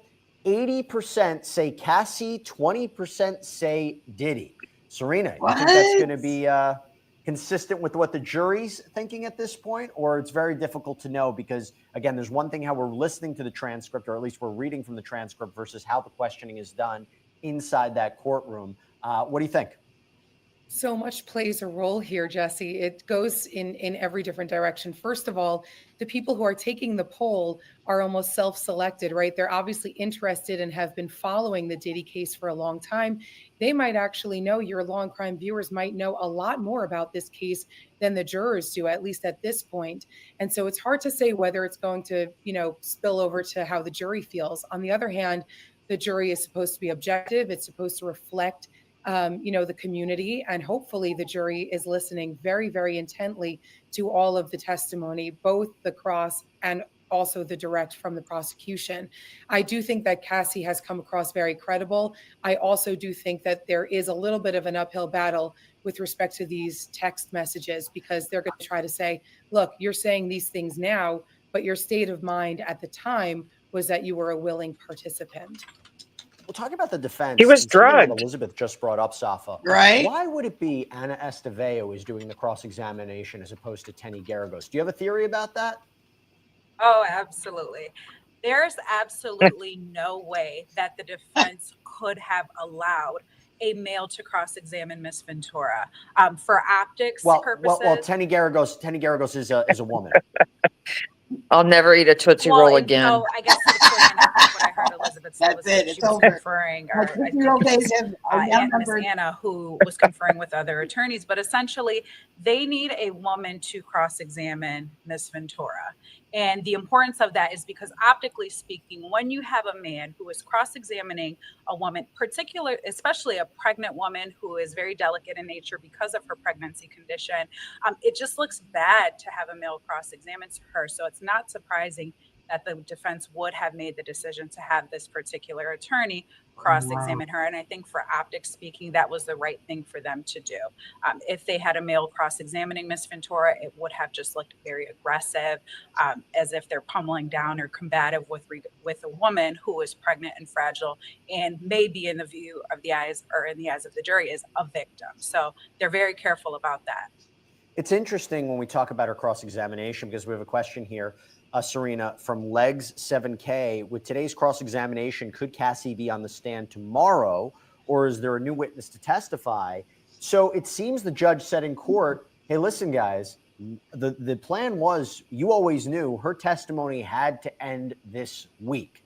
Now, why that's the case, maybe it has to do with pregnancy. I'm not entirely sure, but what I will tell you is there is a lot more they need to question her about, and there's a lot more that I imagine the prosecution wants to come back at with a redirect. Why is it so important to have this testimony finished up by the end of the week? Do you think that this is realistically going to end by tomorrow, or do you think this has to extend until Monday? I mean, doesn't the defense and the prosecution have a right to question this witness as much as they need to? This is the star witness in this case. 100%. I would highly doubt that this is going to end today. Most likely it will continue tomorrow, possibly into Monday. I'm smiling because I think it's funny in a way, because even though this is P Diddy and he's a famous guy and this is, the trial of the century at the moment, these scheduling things happen in all cases. Judges get very frustrated. Witnesses get frustrated routinely when things don't go their way, when schedules are longer than expected. The judge also wants to keep the schedule tight for the jury's purpose. I assume that the tightness, though, is because Cassie is pregnant. They don't want to overwhelm her. Right. They don't want a medical situation. They want to make sure that she's okay. But you are correct. Both sides have an opportunity and must have an opportunity, especially Diddy's team, to confront his accuser. And Serena, real quick follow-up on that. A part of me wonders, while they had to have her testify first, she's the star witness of the case, But, and also the practical reality is we can't wait 8 weeks. She might give birth. But at the same time, primacy, I thought she was recency, due any this is going to be moment. 8 weeks from when the jury hears her testimony and goes into deliberations. Is that a problem or a benefit for the prosecution? I spoke to a lawyer earlier today who said, you know, first thing the jury hears, they're going to remember that versus, you know, towards the end, when the defense has an opportunity to cross-examine the prosecution's star witness, might not work to their benefit. I understand the practical realities of having her testify first, but is that going to hurt or help the prosecution? Well, I honestly, I love that you came up with primacy and recency. Those psychological thoughts are very apparent in trials all the time. The first thing you hear and the last thing you hear are typically the things that you remember. And so there's so much strategy that happens when prosecutions present a case to a jury. Wow. So much goes into who goes first, when they, when they say the things that they need to say, whether they're still on the stand during cross, during the weekend. Are the jurors going to be thinking about her testimony over the weekend? And how are they going to be thinking about it? Was it the last word that they heard from the defense? Was the last word that they heard from the prosecution? Wow. Strategy is so important in trial, and the order of witnesses has a lot to do with that strategy. So I think for two reasons, the fact that she's going to give birth very soon, and the fact that the prosecution wants the jury to remember her testimony are two solid reasons why Cassie went first. So by the way, I think she also went first, and not to self-promote, but I'll self-promote because this is what I do. I did a sidebar. It's coming out later today. I mentioned it before. We matched up Cassandra Ventura's direct examination and how it will help prove the elements of each one of the charges. So Safa, I think that when she talks about threats of violence, control, that all works to force, fraud, coercion, elements of sex trafficking, her being transported, Right. allegedly having sexual relations with escorts in different cities, them getting paid, goes Different to sex countries. trafficking. When she mentions, escorts, at least one being brought to different cities, transportation to engage in prostitution. Mm-hmm. The racketeering case is interesting. Safa, we have a question from Sharada Ramanthan. Apologies if I mispronounced that. The evidence of an entire enterprise being involved is way beyond domestic abuse, right? Yes. I'm curious, based on what you've seen in her direct examination, do you think she has provided enough of this racketeering, criminal enterprise, common purpose, racketeering conspiracy is the actual charge? Do you think she's done it? I don't think that's I think what she's she was certainly supposed setting to the do. framework for that. And I think to an extent she has. With regard to an enterprise, it needs to I be don't an think that's what they individual had her or there at least for. one or more people acting in concert and things of that nature.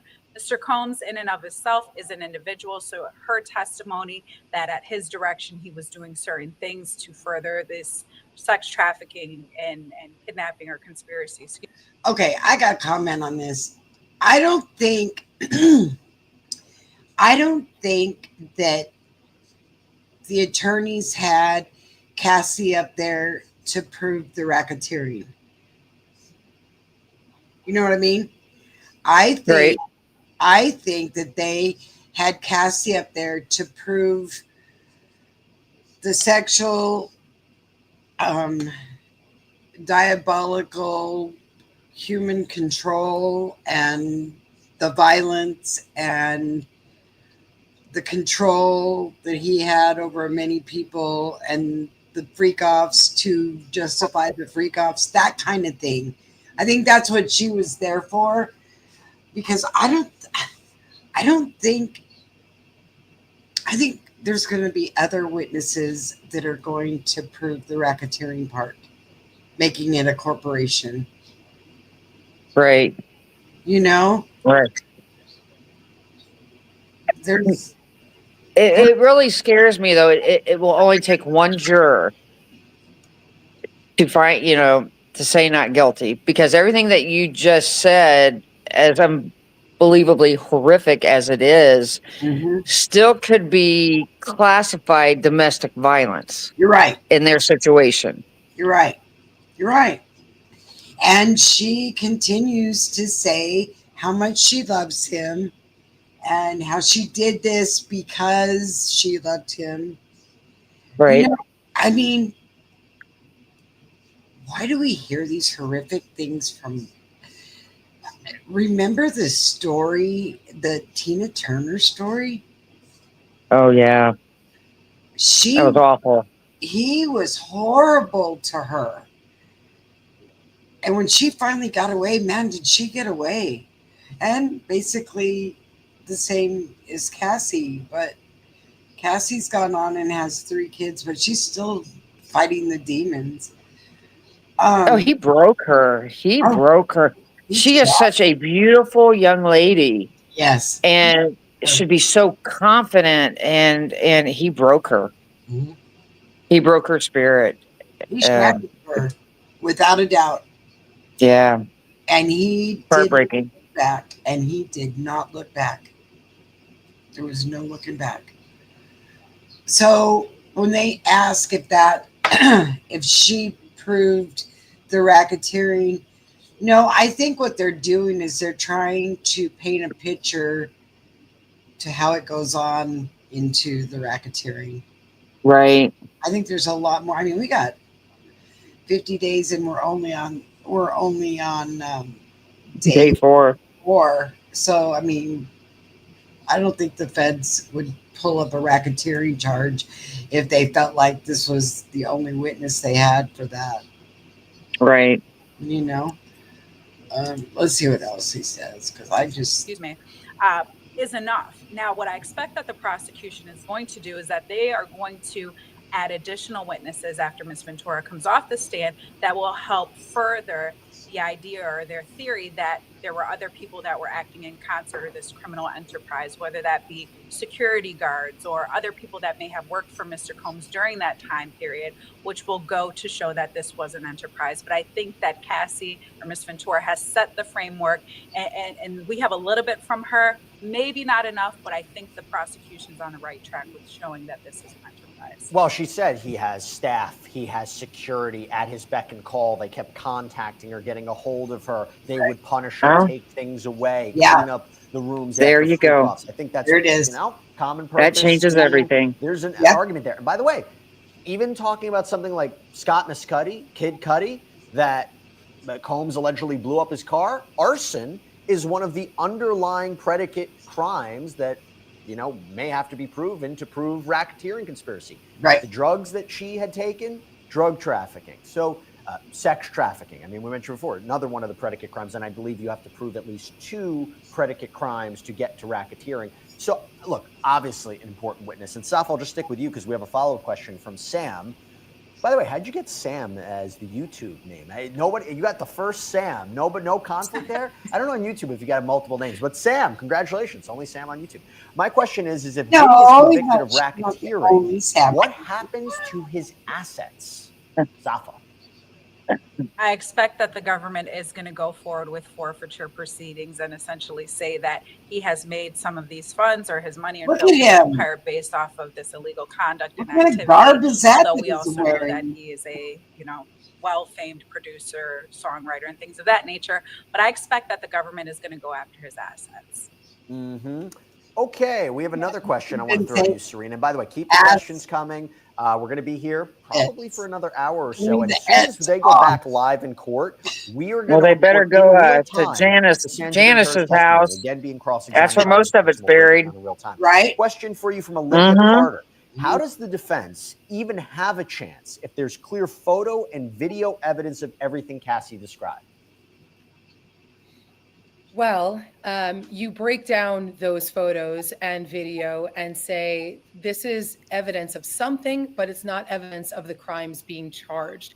As Tenny Garagos mentioned in her opening statement, albeit maybe a little ineloquently, this is you're going to hear evidence of domestic violence, but it's not going to amount to the federal charges of RICO, kidnapping, etc. So there will be evidence of some bad behavior. And if you're the defense, you basically just have to embrace the bad behavior and tell the jury, listen, it's your job to listen to the judge's instructions and to follow exactly what the elements of the crimes that are charged are.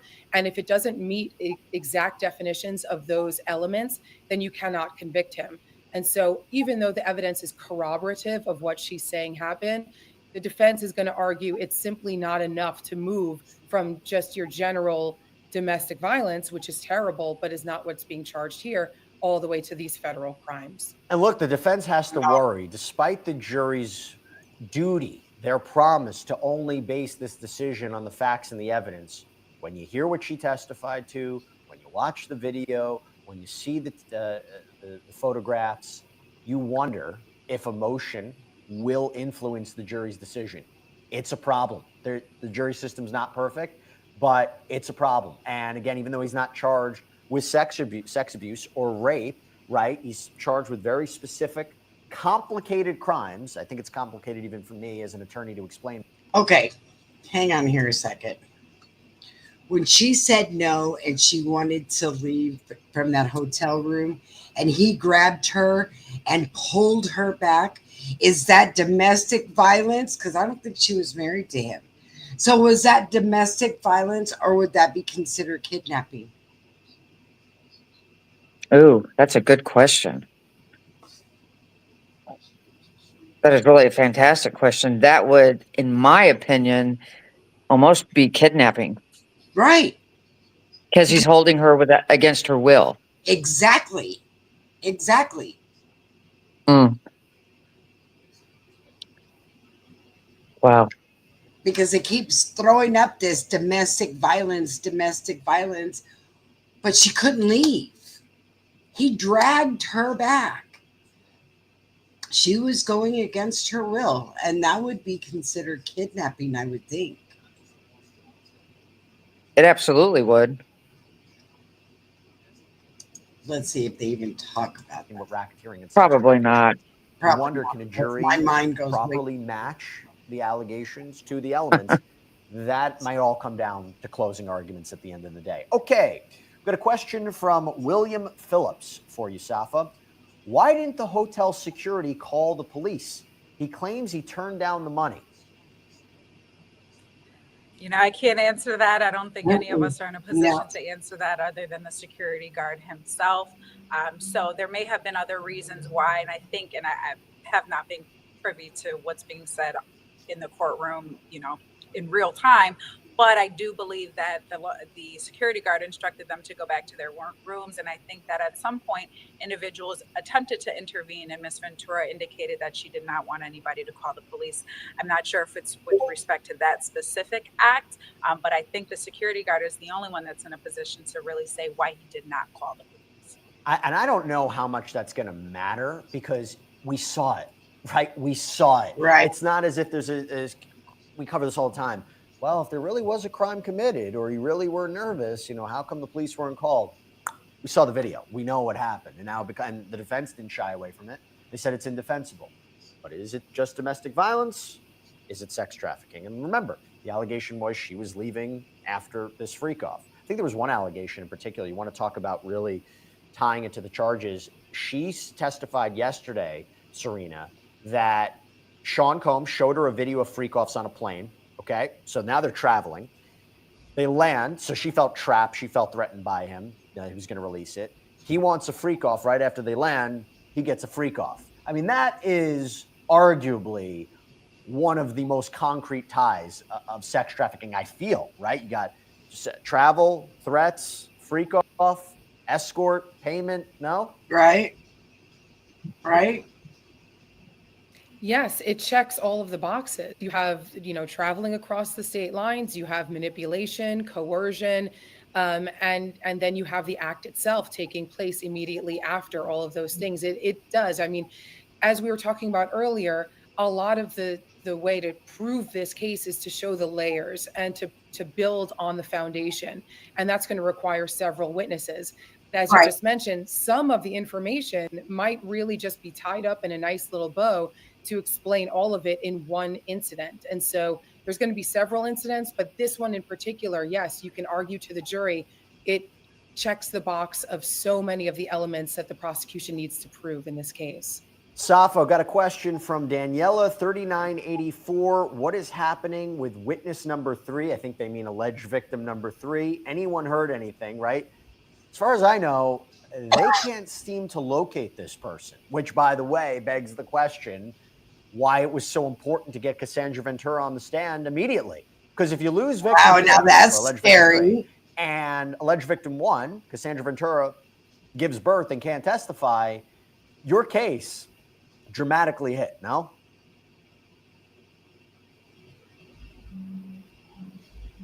Safa, you with us? Serena, I'll throw it to you as we work with Safa. Okay, I don't know if anybody can hear me right now. Okay, we're working. Serena's with me. Serena's with I me. can hear you. I can hear you. I got you. Yeah, that's part of the strategy. I got to tell you, I was a prosecutor for 10 years, and there's nothing more stressful than presenting your case, because you never know what can happen with your witnesses. They can disappear. They could feel too scared. They can get cold feet. They can give birth. They could die. I mean, There it burden of is. proof is That's on a the scary prosecution thought. no matter what. And you need those witnesses to show up. You have a judge breathing down your neck about the schedule. You have the burden of proof to prove every element of the case. Presumably, you need every one of your witnesses to show up in order to do so. And so, yeah, they're probably like, get Cassie on the stand before she gives birth, get witness number 3 on the stand before they disappear again. It's a circus, and it requires a lot of, it takes a village basically to try a case. Absolutely. Safa, can you hear me? Thumbs up? Yeah, we're good? Okay, good. So we Thumbs got up, I think. Okay, good. We got a question from Fabiha Faiza Abanti. To prove will the prosecution bring in a psychologist to prove the power imbalance? Now, if I may just jump in real quick, I believe psychologist Dr. Dawn Hughes is going to testify, who testified in the Johnny Depp Amber Heard trial. She is not allowed to discuss coercive control, okay, which can be a form of domestic abuse. She can discuss coping strategies for alleged victims, why alleged victims may stay and not leave abusive partners, which I think becomes a big factor here. I guess the question is, how important is that going to be for the case? It's going to be really important for the case, because I think what a lot of people are going to be thinking as this case continues is that, again, why did she stay when she had an opportunity to leave? Or if she even had an opportunity to leave, why didn't she take that opportunity? And what this witness is going to do is essentially educate the jury on patterns of domestic violence and why individuals may stay. The honeymoon phase, as we call it, and then the violent phase, and then there's an altercation that takes place, and then there's another honeymoon phase, and it's not exactly those in that exact order. But this witness would essentially educate the jury on why, which would ultimately do away with any possibility that someone would say, or that the jury would say, essentially, she consented and stayed. This will go to show that her, under that domestically violent situation, continued on because she was being threatened, because of her fear of violence, and all of those sorts of things. So again, we're taking your questions right now as we wait for live testimony to begin. Once again, there's no cameras, there's no audio. We will do our best to report to you in real time Cassandra Ventura's continued testimony under cross-examination. But Saf, I'll just hit you with another question. This is from Purple Hippies. If you believe Cassie is innocent, besides the video, I believe they mean the 2016 videotape of her appearing to be beaten by Sean Combs, what else do they have for evidence? Well, what's happening here is there's not a determination as to whether or not Cassie is innocent in this case. Cassie has not been charged with a crime. She's simply a government witness, and she is the underlying witness or victim with respect to this. So this is not a matter of her being innocent or her being a participant to some extent. It's the United States of America versus Mr. Combs. Wow. And his guilt or innocence is what's to be determined here. So it's not her innocence, but her credibility will certainly come into question as she continues to testify through direct cross and redirect as well. Have another question from Janae Hall. Will Diddy take the stand in his own defense, Serena? No. Oh, man. 9 times out of 10, a defense attorney will tell their client not to take the stand. He won't. That being said, in a situation where you want to say things were consensual, it might be important for a jury to hear from the defendant, to hear the circumstances from their point of view. I personally think that this decision is not going to be made until the close of evidence on the prosecution's case. I think that they will always leave open the option of having Diddy testify. because you never know what could be countered with his testimony. But it is very dangerous to have the defendant testify because it opens them up to tons of cross-examination, things that they Fool don't is want the not going to defendant to have to testify. answer to. And it's very different from when He he is took the not going stand to in be his put through the nightclub ringer like shooting that. case so many years ago. Very different circumstances here. Okay. I promised everybody we'd have updates from court, and they are back. So let me give everybody an update. The judge has asked the defense attorney, Ana Esteveo, Ms. Esteveo, has the witness, meaning Cassandra Ventura, had a chance to review the exhibits? The prosecutor responds, they are lengthy. The judge says, we'll do the best that we can. I was told this witness would be off the stand by the end of the week. We let the jury go early yesterday. The judge followed up with, if there's something that really needs to be done on cross-examination after lunch tomorrow, I may allow it. We have to leave time for redirect. This witness is being responsive. So, Safa, there is an effort by this court to make sure that Cassandra Ventura doesn't come back into court next week. Well, trials are fluid. What do you think the right thing to do is here? You know, unfortunately, I think the right thing to do is to continue to allow Ms. Ventura to testify and allow the defense and the prosecution to take as much time with her as they need. And I know it's not the most comfortable thing. I know time is of the essence because she is expecting, but this is a court of law. The important part here is a fair jury, and that would require her to continue to testify. I know that the defense has a lot more to go, and it's only right and it's only fair judicially to allow them to continue to do that and not cut them short. And I think that if that is the case, that certainly could be an issue that's brought up on appeal. And the prosecution is also going to want to take the opportunity to rehabilitate her if necessary. So I mentioned we have these polls going up on Long Prime, and I hope everybody can jump in there. They're on YouTube. I mentioned before how a majority of those polled believe that Cassie is more credible than Diddy after both her direct Oh my God, everybody's more credible. Well, we have another poll. Diddy. Is the defense's strategy of using old text messages to challenge Cassie's allegations effective? This is a closer one. 47% say very effective, 53% say not very effective. Serena, that's interesting, right? I mean, because it's not as if, I guess, Cassie had shied away from her alleged participation or love in the freak-offs or her love of Sean Combs, but they do provide a piece of this puzzle in a way. It's a complicated case. It seems it's more gray than black and white. But when you see that poll relatively close about the effectiveness of the text messages, what does that tell you? I'm surprised in my practice and from what I've seen in my almost 2 decades of practicing criminal law. I think your statements, if they are inconsistent statements, they weigh very heavily on a jury's determination of credibility. You make prior inconsistent statements. I mean, it's very effective for a defense attorney to say, hey, listen, you are going to have to rely mainly on this person's testimony and credibility. You have to judge this person. You have to decide whether they're telling you the truth or not. How are you going to do that if you weren't personally there? How can you judge them? And a huge way to judge people is based on whether they've kept a consistent story, whether they're telling a jury something today that they've told other people differently in the past.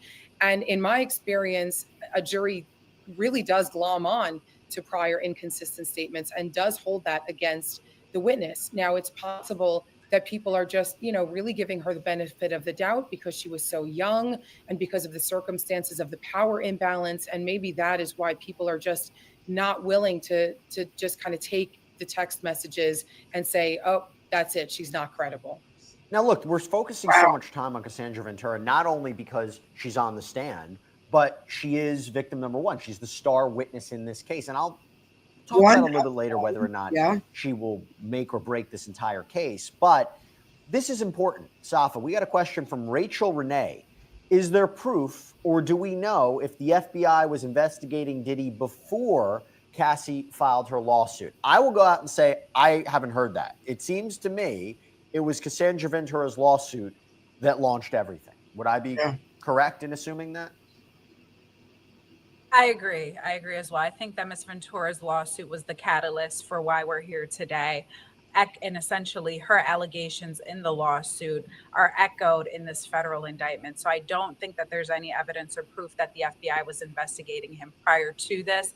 I do think that the basis of the launch of the investigation was as a result of Miss Ventura's lawsuit. And by the way, what she's testified to in the last 2 days with her complaint, the lawsuit that she filed against Sean Combs. So that hasn't changed. We got a question here from McAllister.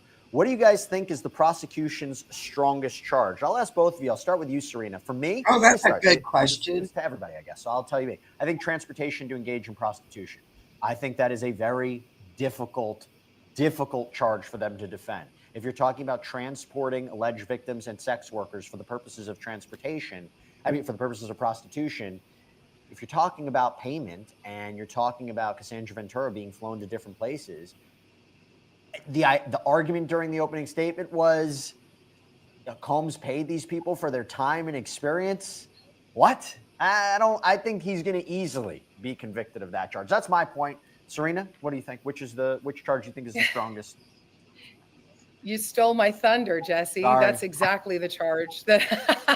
That's exactly the charge I was going to say, because there's not too many. It's not convoluted. It's a pretty straightforward charge, and the evidence is pretty straightforward to prove that charge. And you don't have to, really judge somebody's credibility on that charge versus, consent versus not consent, domestic violence versus kidnapping. This charge seems to be pretty easily made out. So that's the easiest charge in my opinion. Well, it is Safa, before I go to you on that, I just want to give everybody an update from court. So Cassandra Ventura has entered court once again. Again, giving real-time updates about what's happening. She has entered the courtroom. The jury has entered. The cross-examination appears like it has continued or is about to continue. Sean Combs' attorney, Anna Esteveo, says, let's turn to GX 411. Prosecutor Emily Johnson says it's not in evidence yet. Esteveo says, so B414, page 3 and 4, you wrote, I love our FOs, meaning freak-offs, when we both want it. You felt that? Ventura responds, loving FOs were just words at that point. Esteveo says, Mr. Combs wrote to you, I want to freak out right now, and you wrote that you wanted it too. LOL, me too. Ventura responds in court, I texted more than that. Esteveo says, but you did text that to him. Mr. Combs wrote to you, Jules is available if you're into it. So, Safa, let's just, I mean, if you want to talk about the most strongest end, but just a reaction to that, because it goes to this idea she was a willing participant. But, someone would look at that and say, someone can agree to sexual intercourse 99% of the time, but that one time they say no, and they are sexually assaulted, that is sexual assault. I mean, what is your take on how important this idea of her, these messages, and her being a willing participant is? Don't all talk at the same time. Anybody? Having some tough. I'll tell you what. Serena, did you hear? That's okay. Safa, stand by. We're going to work on your tech. Serena, did you hear my question? No, I did not hear your question. Can you say it again? Okay. All right. Here we go. So we had a little tech issue here too. Okay. All right. It's all good. So basically, I was reading from the transcript of court, and more of Cassandra Ventura's text messages are being read, which would seem to suggest she wanted to participate or was willing to participate in the freak-offs. And if that's the case, again, you could have somebody who 99% of the time will agree to sexual intercourse. The one time they say no, and it's imposed against them, and they're sexually assaulted, that's sexual assault. That's it. The defense is focusing a lot on her being a willing participant, either as a form to, strike at her credibility, or to say, she was a part of this. How effective is this? It could be effective, right? These text messages definitely show kind of this eagerness to participate, the desire to be in his circle, the desire to be loved by him. And so, to be honest with you, those text messages I found were to be pretty damning and to show that she wanted to be in that situation. They do have evidence of that. Now, again, I go back to this video. The video is just so helpful to show that At some point, she changed her mind. If she did, in fact, originally want to be a part of the freakouts, at some point later on down the road, she did not. And exactly what you said is true. If you agree to have consensual sex 99 times and then the 100th time you say no, it is rape. If Right. you Right. are, Right. Absolutely. so Absolutely. I do agree. The text messages are damning, but then again, she could have wisened up. She was a young girl. She could have taken a look around and realized, like, hey, this is really uncomfortable for me. This is not something I want to be a part of. And I'm putting my foot down now. And the second she put her foot down, that's when it becomes non consensual. Serena, we have a super chat question. Thank you so much for your support. Captain and Hard, this is a question. Do you think the defense will show abuse from Cassie to Diddy? I've seen interviews from old bodyguards that sometimes she would start fights. It's an interesting question because although a very different case, it was a civil case. Why did Johnny Depp arguably win his case against Amber Heard? Because they were able to show that she seemingly abused him, right? And so I think that that's an important question. What's your take on it, Serena? You know, I think you have to be delicate with this line of questioning if they were to go down that road. The Johnny Depp Amber Heard case, obviously, as you know, those were different. You know, the elements that needed to be proven were different. Here, I don't know that if she started fights with him, that necessarily contradicts the case. It doesn't necessarily mean that Stabbed she him wasn't trafficked or that he with didn't a operate her wine ego. screw. That just because she started fights, it meant that she had total control, both physical and mental, over her situation, such that she could have escaped at any time without any repercussions.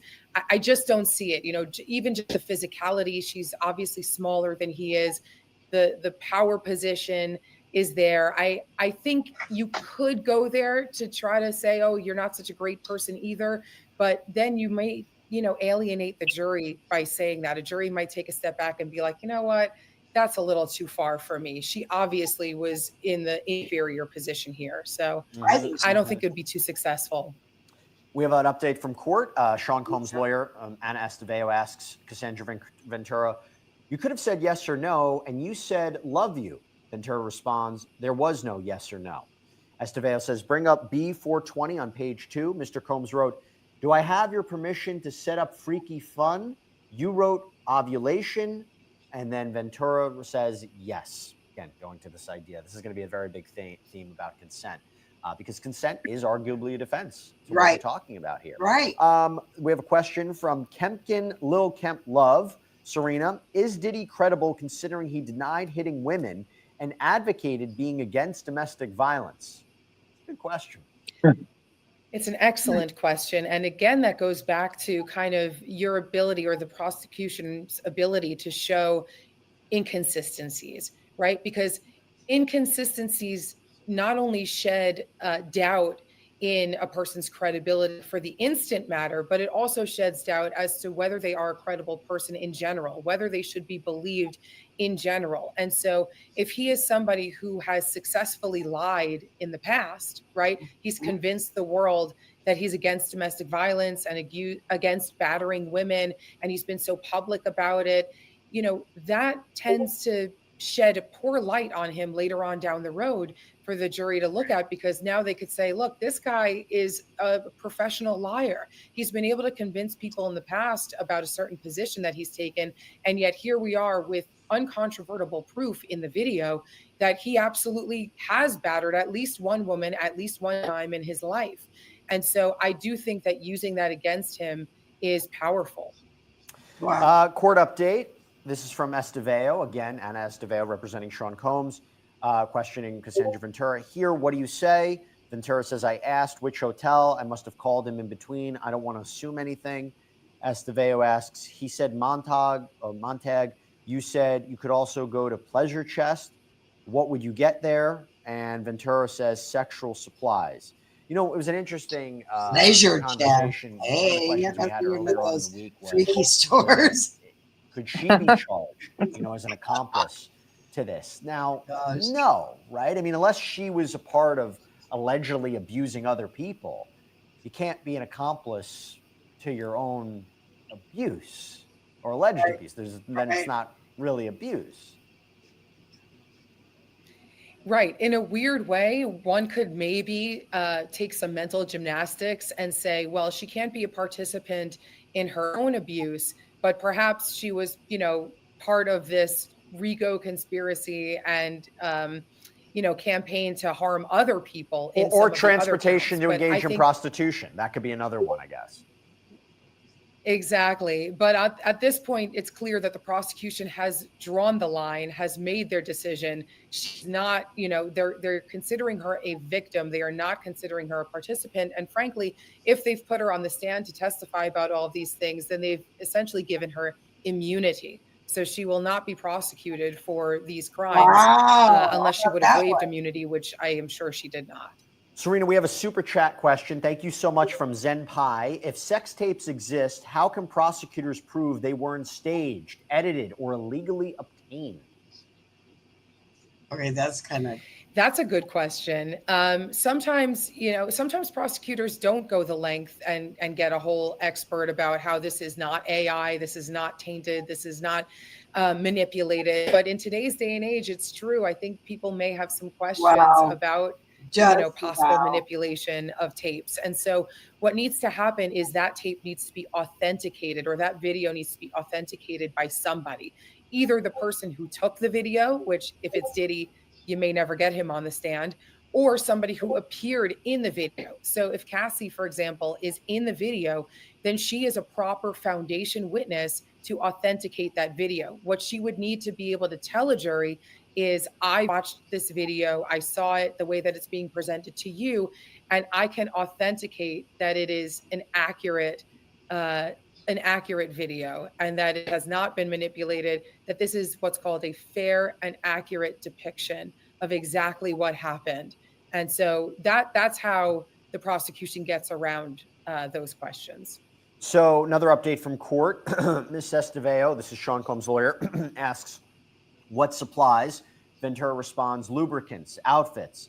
Esteveo says, he says, have fun, impress me. You say, okay. He says, can we kiss a lot? What do you say? Ventura says yes. So this is again talking about the conversation she had with Sean Combs. Not after I got Esteveo says, urinated you on. wrote, I left the iPad. Ventura says, I don't know whose iPad this meant. I mean, Okay, that is back here with Safa. Safa's back with us as well. So Safa, I was going to ask this. This is a question from Jesse Weber from Long Crime. If the jury doesn't believe Cassandra Ventura, if they find her to be a weak witness, does that affect the rest of the prosecution's case? Because we expect Jane is going to testify. We expect Mia is going to testify. These other alleged victims. I don't know about alleged victim number 3. If they don't believe the star witness, does that catapult the entire prosecution case?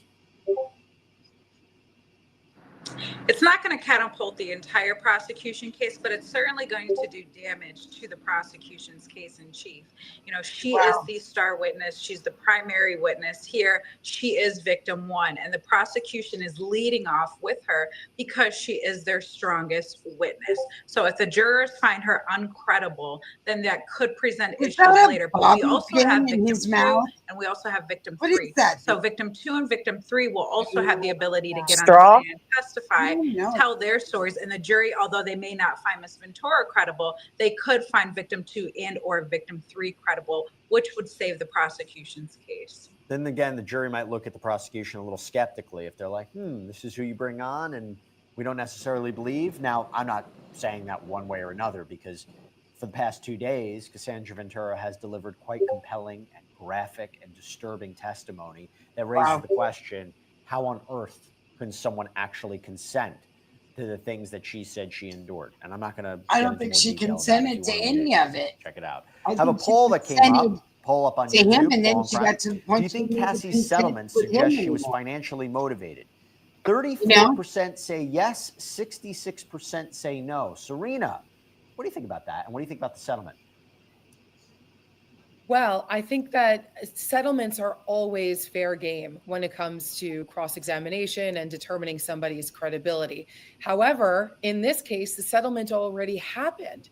Normally, in a situation where the settlement hasn't happened yet, somebody might be motivated to put forth criminal charges against somebody else in order to get that settlement down the road, right? Because the burden of proof in a criminal case is beyond a reasonable doubt. It's higher than in a civil case. And so, for example, if you go against somebody criminally and win, then you could essentially take that verdict and go right to civil court and say, look, I already have proof that this happened to me. The burden of proof in a criminal case is much higher than in a civil case. And so therefore, this person is guilty in the civil case as well. Now pay me. However, she's already gotten that favorable outcome. She's already gotten the settlement. So what is her incentive to now continue on, Yeah, this is 8 a months good pregnant, question. going through all of this on the stand when she's already been paid out? So I think it actually helps her that the settlement Yeah. already happened. And maybe Yeah. somebody might on that jury infer from that settlement that he was guilty. Otherwise, he wouldn't have paid out. Yeah, there's times when we have cooperating witnesses who are in the middle of litigation and they're questioned, well, you would definitely benefit from a guilty verdict here, wouldn't you? Well, different situation here. Okay, we got a super chat question from Ashley Glass. Ashley, thank you so much. Safa, how can she be seen as willing participating when she was allegedly blackmailed with videos and photos? Right.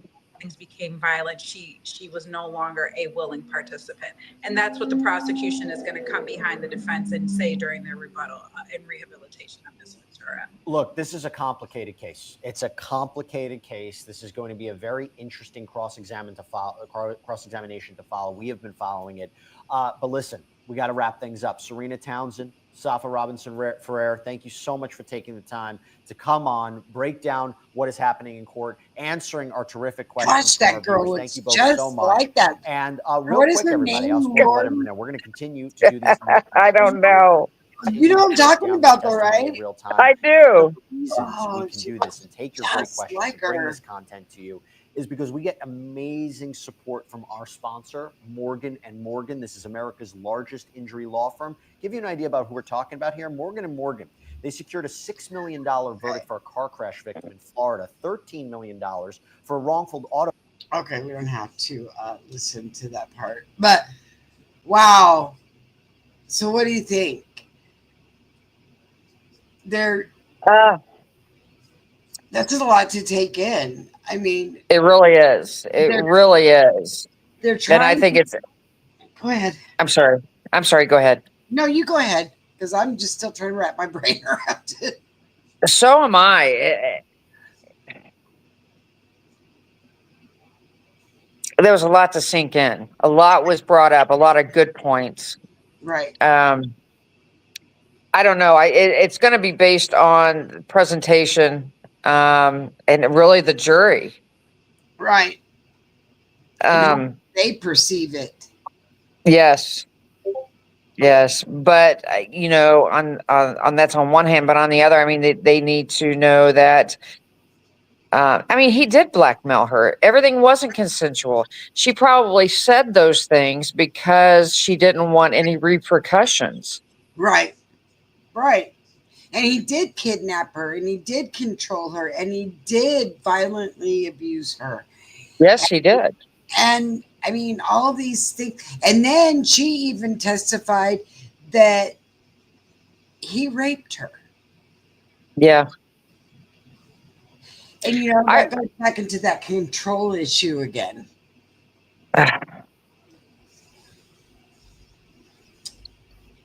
His control is beyond anything I've ever seen. He is the spawn of Satan. I'm sorry, he is. He is. And, they say that they can be rehabilitated. I disagree for him. I don't see that. I don't No. see that. I think the only person that could rehabilitate him is God, and I think that's who he thinks he is. Yes, I agree. So I think he's a little nervous.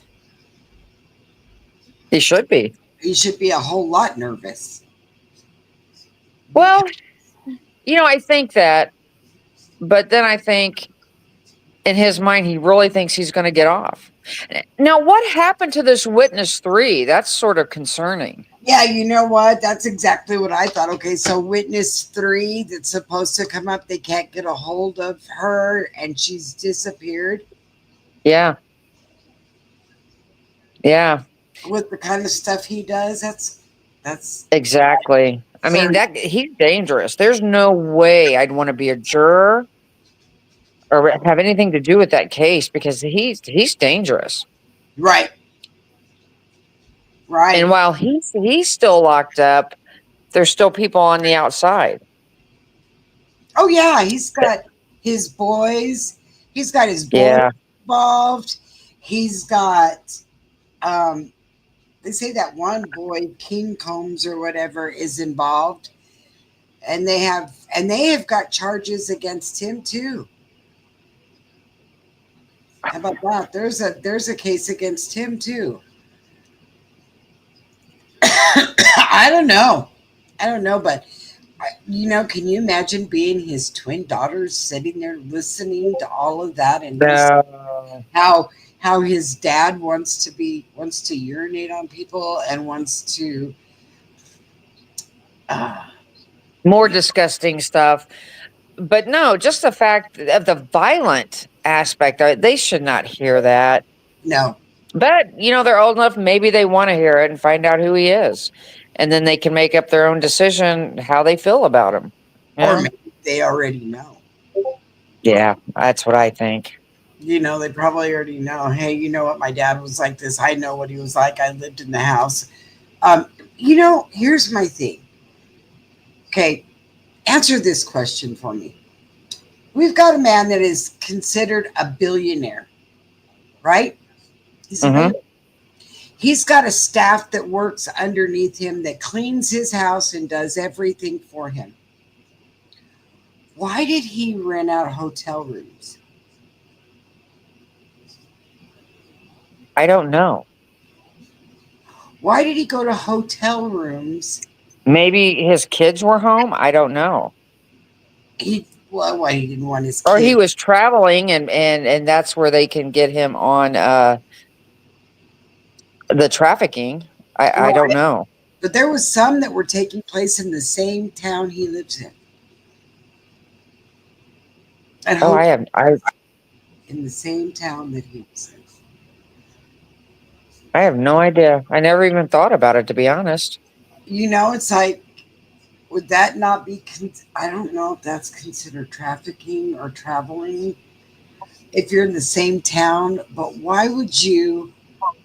I mean, unless you don't want your staff to know you're a weirdo, Right. but they're going to bring the staff in there anyway. Well, that's the hotel staff, right? So his own personal staff doesn't. They've got to know. Oh yeah. You got to know that they know that he's like that. I mean, there's so many questions that they don't have answers, like the chef in the Obama house. What? That shows up Uh, floating in their little pond. Hmm. what? You didn't know about that? No. Yeah, they had a cook. They had a cook, and rumor has it that Obama and the cook had something going allegedly, and it wasn't too long after the rumor came out or whatever. This man was found floating in the pond by the Obama's house. He Oh no. drowned. And you know what's really weird, Wolfie, is he drowned with no clothes on. Really?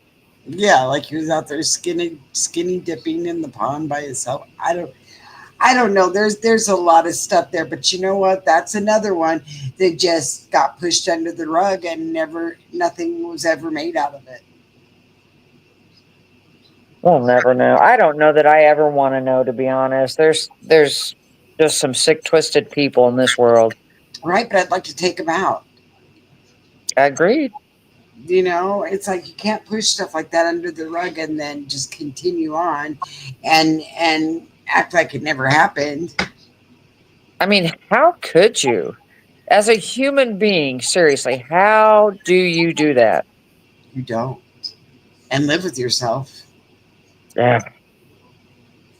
It sure comes I want to freak out right now. Laugh out loud, me too.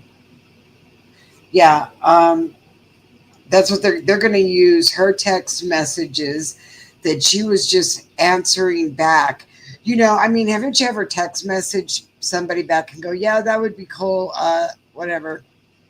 I'll get back with you, or yeah, that would be fun, or whatever, and then really never do it. Oh, And yeah. and while you're text messaging, you're rolling your eyes, going, "Oh dear God, this is not what I want to do." Yes.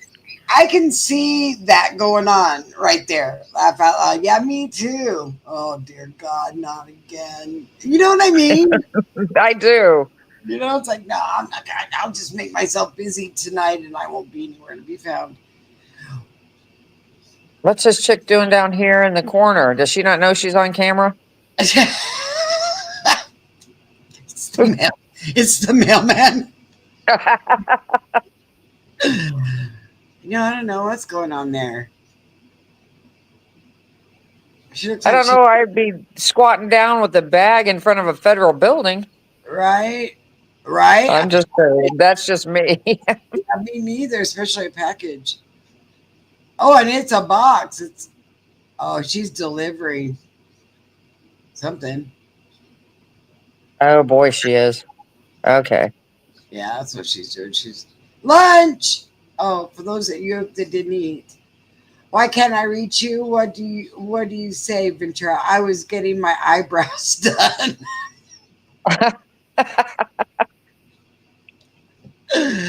That's funny. Oh, wait. Did you come to know? Oh, I missed that. It's just something about going to visit Kim Porter.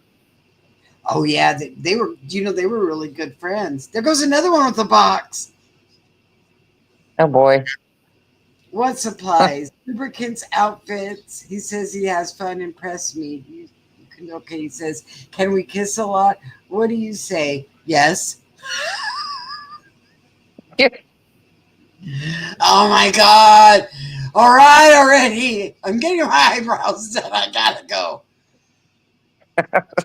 There was no or yes or no. Well, Bring- here's kind of a disgusting question, but it is a disgusting case. Yeah. How many STDs do you think were passed? Oh my God. Can you imagine? You can only imagine. And they said that she had sores in her mouth from doing oral. Were they sores? What were they really? They They, were friction. That was from like friction and the lube and the baby oil and maybe urine. I don't know. But they or were saying that was more from friction. wow. I mean, Yeah. wow. And there were times when Diddy would not allow her partner at the time to use protection. I heard that. Yeah. Yeah. There was no prophylactics going at all. And that's kind of scary. Yeah. Um, I think as soon as Cassie's done, I think that's when they're going to bring up Audie. Ooh, yeah. That one is I going to can't, be. that was amazing that when he got caught years ago for shooting up in Trump's building, Hmm. he started spilling the beans about their freak offs. I Right. just found that was interesting. It is. Well, I mean, it was bound to come out. It was bound to get, I mean, yeah. Wow. I mean, that's all you can say is wow, because there she goes without her package. Uh, And was counting her tip out. Oh, ma'am, we're conducting business here. Oh, okay. Come on. oh boy. Here you say the game starts at 10 p.m. No break character to 8 a.m. No breaking character. What supplies? Lubricant, outfits. He says, yeah, it's fun impressing me. He says, okay. He says, can we kiss? What do you say? Yes. I keep getting to that same part. I mean, I think this just keeps re-rolling. I keep rereading the same exact thing over and over and over. Sir, Wow. do you have an umbrella? Can I borrow it? Um, that's a busy place there. Yeah, it is. Well, I bet she's glad. She'll be glad when this is over with. Well, God bless her. Well, that one wasn't in there very long. They wouldn't let me in the Diddy trial. Yeah, They told me no. They were full. probably what she was trying to do. Yeah, there you go. Huh. It says, did you know Mr. Combs was leaving to freak off with Kim Porter? That came back up. Oh, it did? Yeah, watch. It keeps Kim going Porter. Yeah. back. Every student tell me, do you remember arguments? Here you say you see that the 10 p.m. but no breaking. All right, and there it goes to the outfits. What do you say? Yes, you wrote. I left the iPad venture. I don't know whose iPad this meant. Okay, so where does it go? It goes back into. Must have called in between. I have to assume it. He said mortgage. You said you could also. Okay, where's? It'll come back up. The Kim Porter thing will come back up again here in just a minute. Permission set up. Freaky fun. Freak there. See? Laugh out loud, me too. Can't you see her? Oh, yeah, right. Me too. I can't wait. I love your F-offs. Then we both won it. I don't think she said that. Oh, there you go. Mr. Combs was leaving to freak off to go see Kim Porter venture. Yes. Yeah. See, he left the freak off to go see Kim Porter. Huh. That's weird. What are we thinking? What are you thinking, Wolfie? I'm thinking he's guilty as sin. Oh, I do too. I do too. And, I think that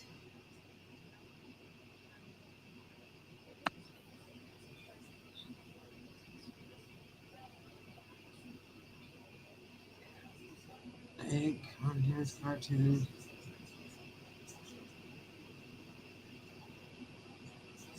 Um, sorry guys. You tell your what you think, Wolfie, about all this. Don't throw this in my lap. Well, no, just what I think that he's guilty of sin, and I think he's diabolical, and I think he's vicious, and I Oh, think I do too. he's above the law. And I think that, like you said before, I think he thinks he's going to get off. Oh, I believe that wholeheartedly. He believes he's going to get off. And, it just takes one juror. Who knows? But I pray that they have enough evidence that, they bury him under that prison. You know what? Throw the dirt. Shovel the dirt. Shovel it. Yeah. Dig a hole, put him in it. Because you know what? Let's talk about that. You think he's going to have any money when it's all said and done? Somebody said, Uh-oh. I'm not taking that call.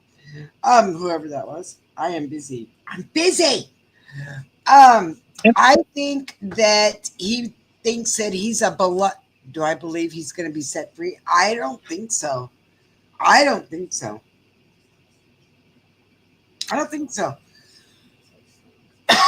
Do you think so, Woofy? I don't think so. No.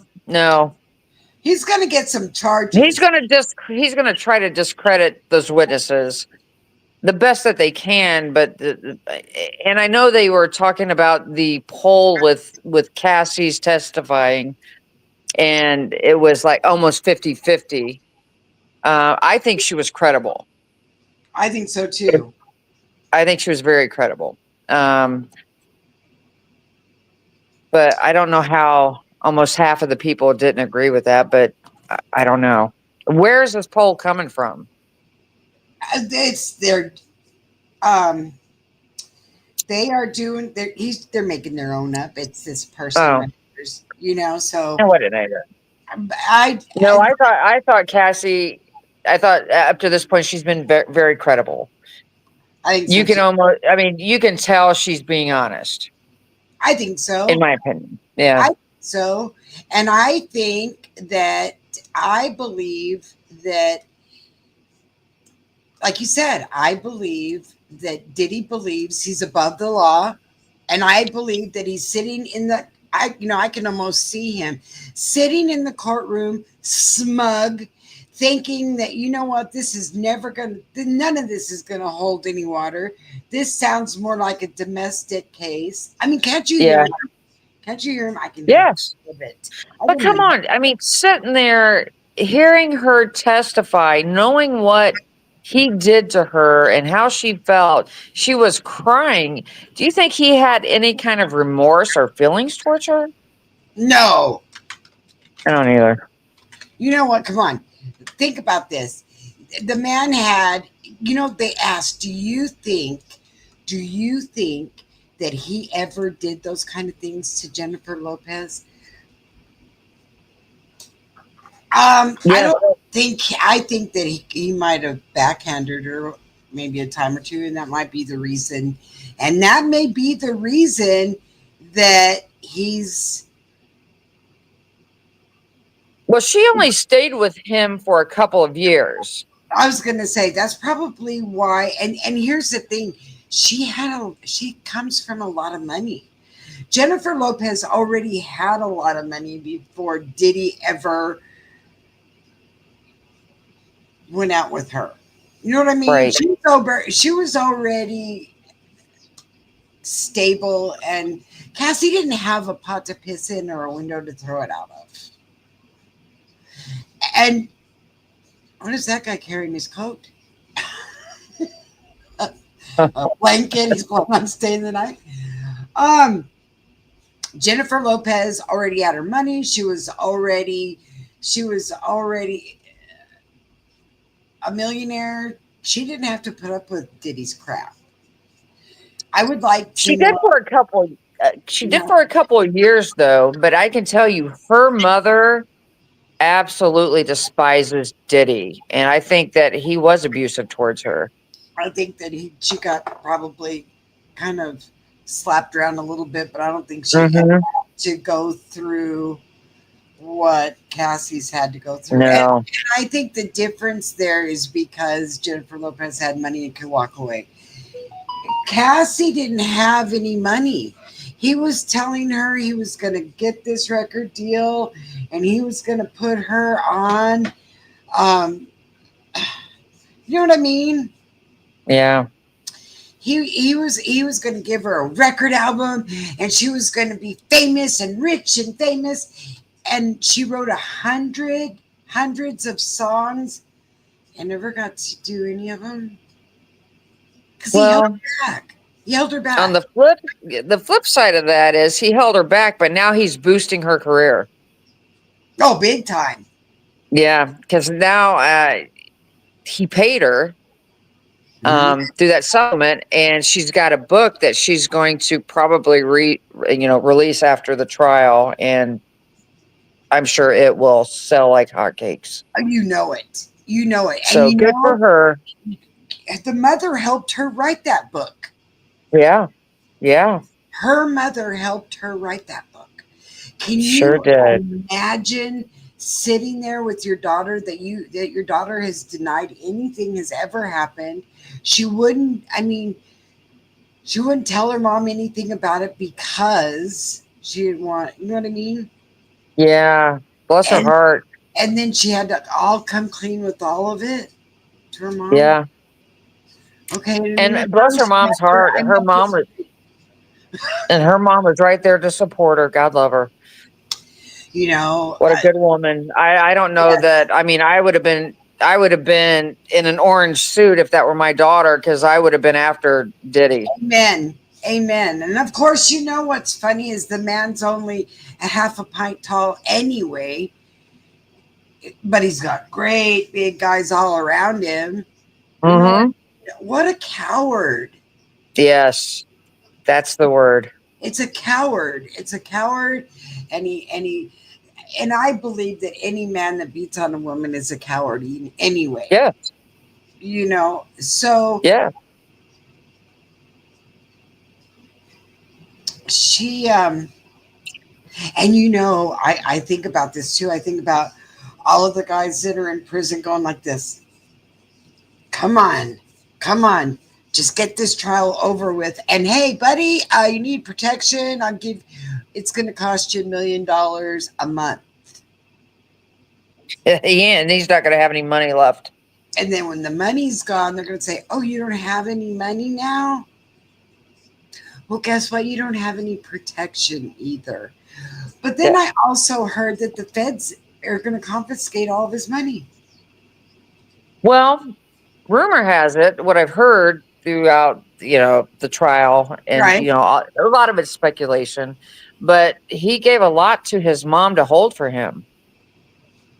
You know, that's another thing. You stop and you think about that. You know that he signed everything over to his mom. Uh-huh. So it looks like he has nothing. So no Uh-huh. one will get anything.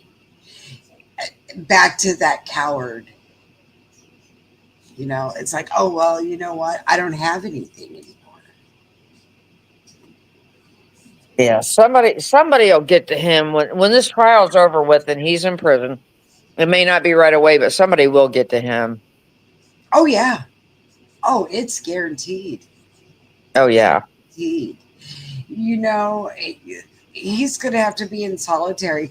Although they say that these real high profile, I don't know much about the prison system, but I will say, Wasn't Epstein in solitary? yeah, well, that was, you know what? Look at that. Look at that case. The cameras went off by themselves. The two guards fell We're asleep sleeping. at the same time. You know, it's like, what, did somebody give them roofies and knock them out? and then the cameras all just went out. Oh, and then the guy that was next door in his cell was gone. He went to have a slumber party in another cell. I mean, and then Epstein was like 6 foot tall. Was he really?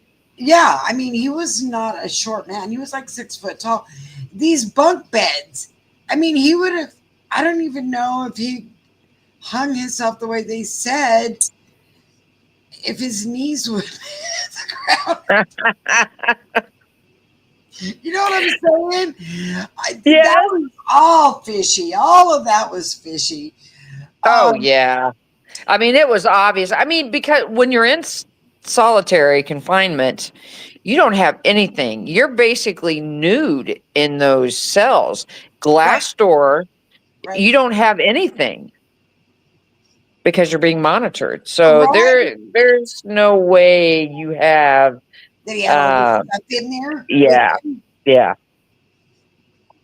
Yeah. I mean, you basically have a bed and that's it. I don't even No know. blanket. You don't even have a blanket in there. If you're in suicide watch, you don't have anything but yourself, and that's it. That's it, basically. Yeah. You know, he. I got two dogs that are sitting underneath me, and they're scratching because they're looking for a blanket that they don't have. Oh. So I had to get a blanket. So yeah, you've got him sitting in a cell that has everything in it. Did you see that cell when they showed the picture? There was Yes. everything in there. Come on. But allegedly, rumor has it that there was a guy that was worked in the kitchen that looked just like him, was the same height, the same built with the gray hair and the whole bit, and he disappeared. And Oh, it's so Epstein could be alive. I can Is what guarantee you're you, saying? Wolfie, I can guarantee you that man is not gone. He is not deceased. There's too many things. Okay, let's talk about this for a second. Okay, they said El Chapo was one of the best escape artists ever, right? Uh-huh. Oh, he could escape. He could escape. He escaped from everywhere. Well, let's talk about his escapes. Okay. The first one, it started a riot in the prison, and all of the guards went in, and El Chapo met the guards in the bathroom, and they gave him another guard suit, and he walked out with the guards. Really? Yeah. And see, the whole thing there was because this it wasn't the El Presidente, it was the Vice El Presidente that was doing it, because then he'd catch him and he'd look all glorious because he caught him, right? Oh, look, I caught El Chapo. I'm so great. And then his notoriety kind of went away a little bit. So when they had him in there, he gave the blueprints to the prison, put a red X on the cell that he was in, and drew a circle around where the shower was at. So he'd know where to go to escape. Where So the tunnel was. they knew where to dig the tunnel to. Yeah. Yeah. Wow. You know, and they'd get the motorcycle in the tunnel and let him ride off like Batman. The man was no, he was not Houdini. The government helped him. The government helped him, and now Sure that they did. now that he's in Florence in Colorado and has no human contact or anything, he said they're mean to me, and they're mistreating me, and they're doing this and they're doing that and they're doing something else and yada yada yada, and I want to come home.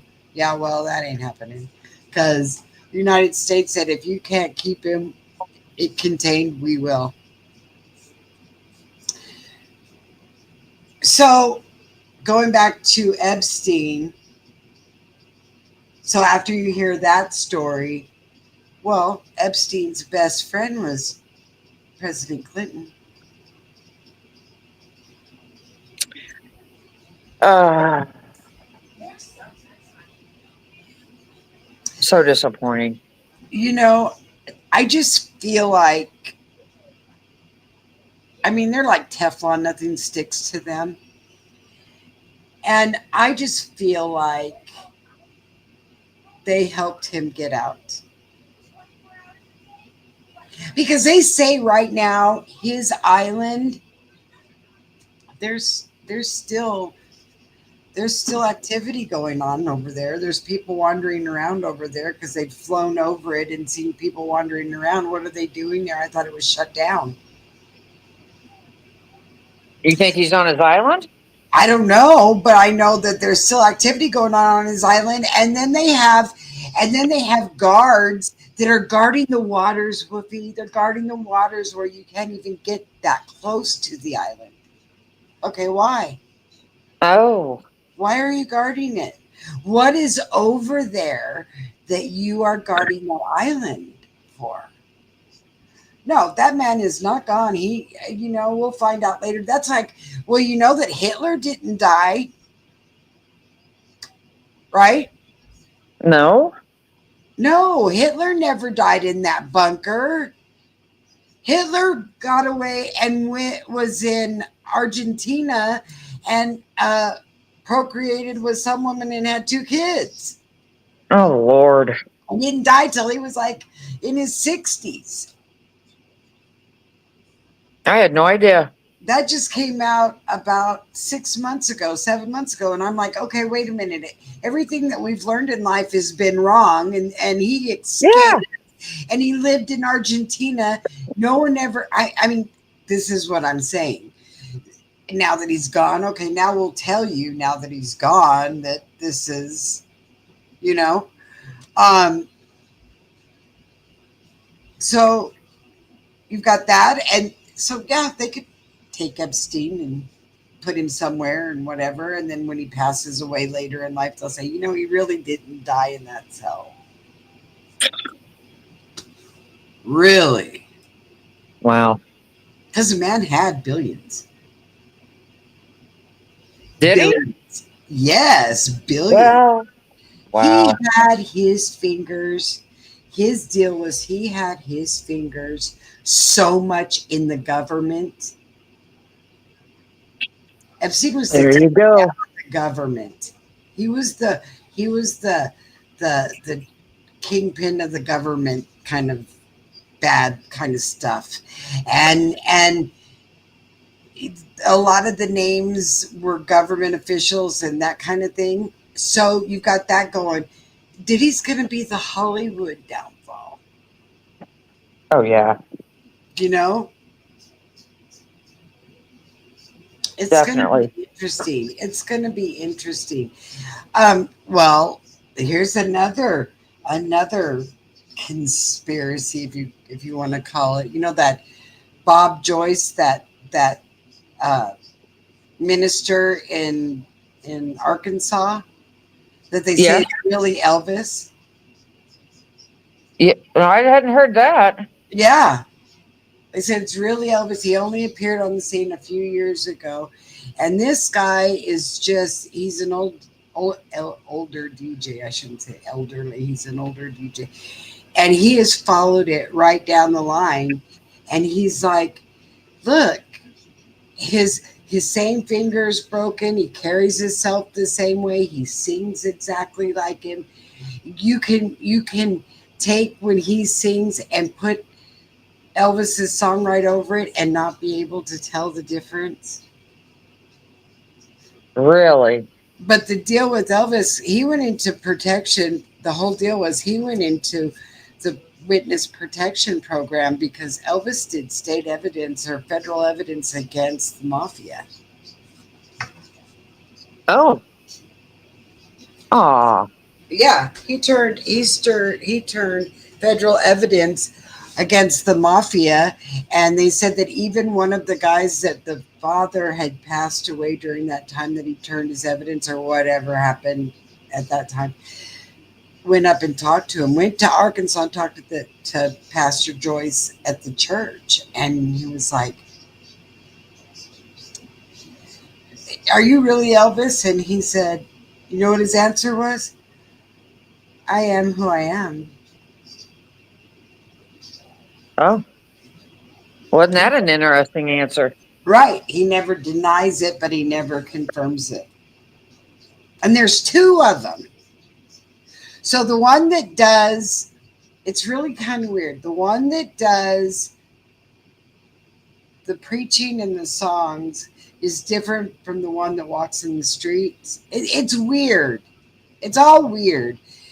And I've listened to him, and you know, you listen to the people that like to do the Elvis impersonations and stuff.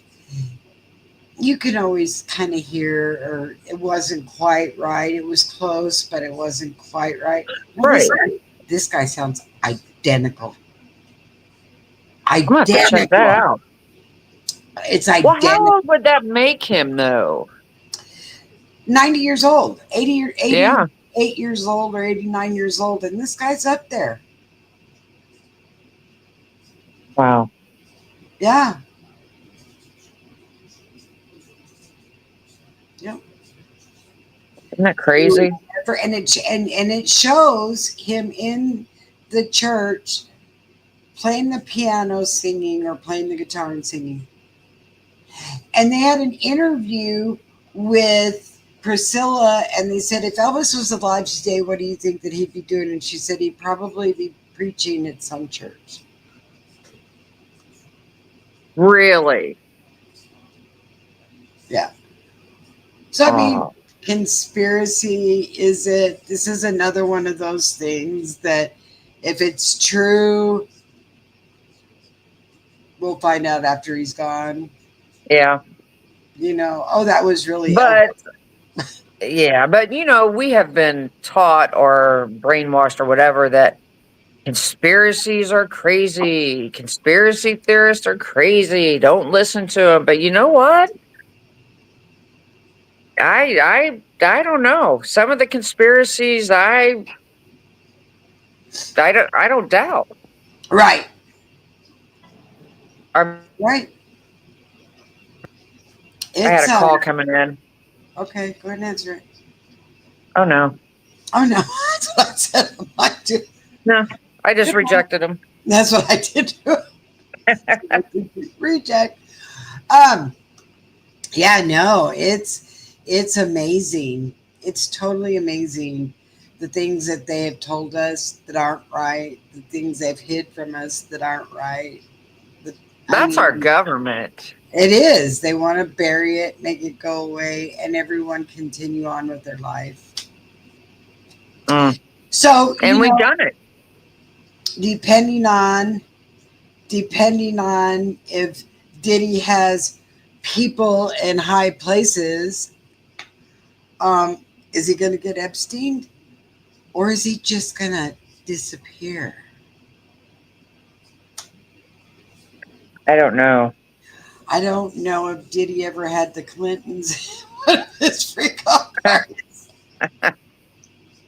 I've seen pictures. I think with Diddy and Bill. I know I saw Bill with Epstein. Did you see? Did you see the dress, the blue dress? No. Well, if you're kidding me, oh Can you my get a God! picture of it? I'm going to show it right now, and then we can go back to Okay. this because you will laugh so hard. This is hanging above the mantle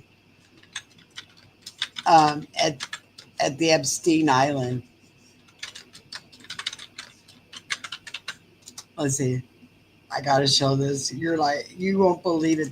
And who puts? Oh my God! Who puts this picture? I gotta show you. You are just not gonna believe this.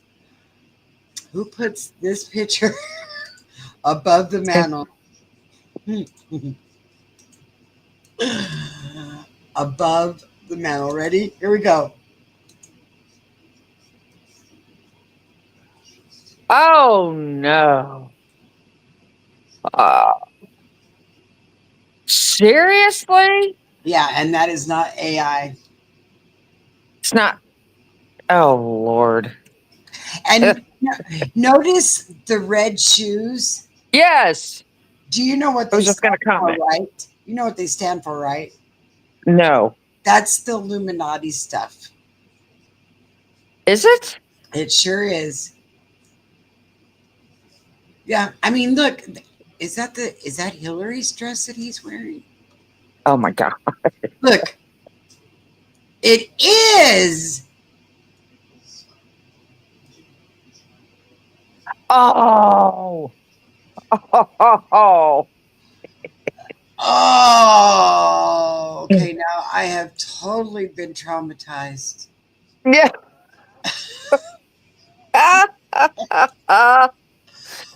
I mean, look. Can you imagine? Oh, Bill's in drag. Yeah, Wow. there you go. There you go. I mean, kind of makes you wonder, doesn't it? Ah, it makes my head hurt. Yeah. Too much craziness for me, girl. I mean, and the funny thing is it just keeps coming out. It just keeps coming out. Little leaks here and there. But then all of a sudden it just funny how it just kind of disappears. Yeah, unfortunately, social media uh isn't going to allow that to happen anymore, I don't think. No, No, people are going to be on top of everything. Yes.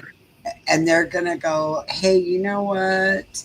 This was going on. And hey, you know what? That was going on. And we saw. And here's the proof. And here's the receipts. And this is what happened. And, and people are going to be shaking their head going, what? I mean, I think there's going to be things in this Diddy trial that people are just going to be shocked. Now, did you say they were going to get Justin to testify?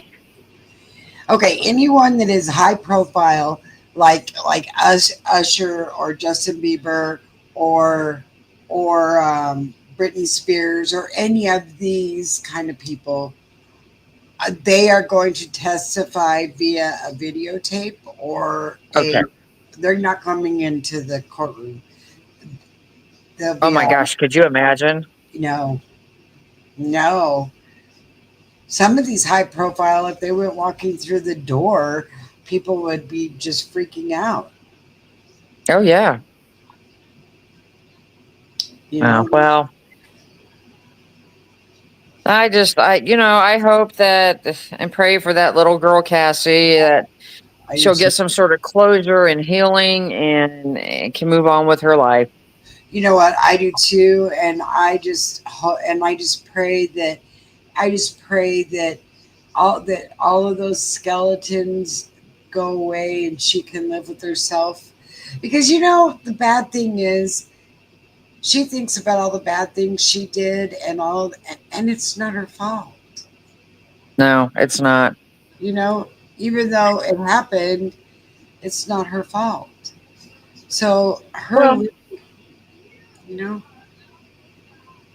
I mean, she was so young, and he groomed her, he broke her, he did.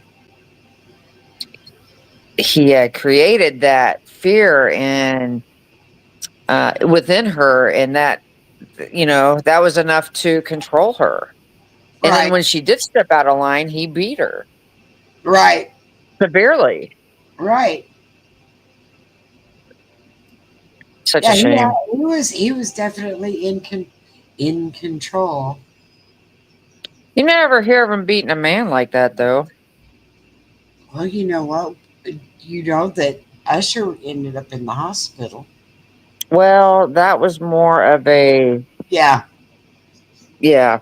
yeah. Well, you know what? Jamie Foxx got the brakes beat off of him. Oh, that's true. I'd be interested to know if it will go that far. Well, I'm sure that he's probably another one that's going to testify via video camera. And here's another one. What about Ashton Kutcher and his goofy wife? I think he is as guilty as sin. I do too, and I think I don't like that guy. I've never had a good vibe from him. hmm And he was very, very, very close with Diddy. They were tight friends right, for a long time. right. Well, Well, until all this started really coming out. And then he just like distanced and, he went his separate ways. Like Diddy didn't exist, but what do they say? Birds of a feather flock together, 100%. I think that is the truest statement ever. right? And so there you Yeah. go. I I think that he knew. I think that Ashton Kutcher knows a little bit more about the body he found in the living room that time. Remember? Yeah.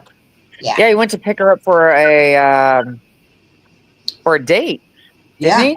yeah, And there's a lot surrounding that guy. yeah. He's And always then in. his ex-girlfriend, she was a star. His ex-girlfriend ended up catching pneumonia, and Oh, her husband, I didn't know about that. yeah, I can't remember. Shoot, I can't think of her name. It has escaped me. Yeah. Oh, Hang on. Let me see if I can pull it up. okay. I'm gonna plug my phone in real quick. It just died.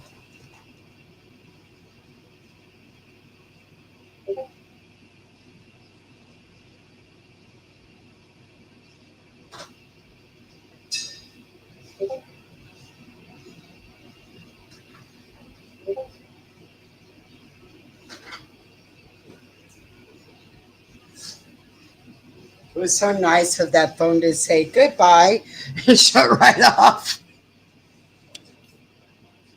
Are you there? Or Uh no? huh. I'm here. Brittany Murphy Brittany Murphy. dated her, and she ended up getting pneumonia. And Oh, did then you have a little Brittany's, problem too? and then again, her husband, who I think was a slime ball, caught the pneumonia as well and passed. Wow. Hmm.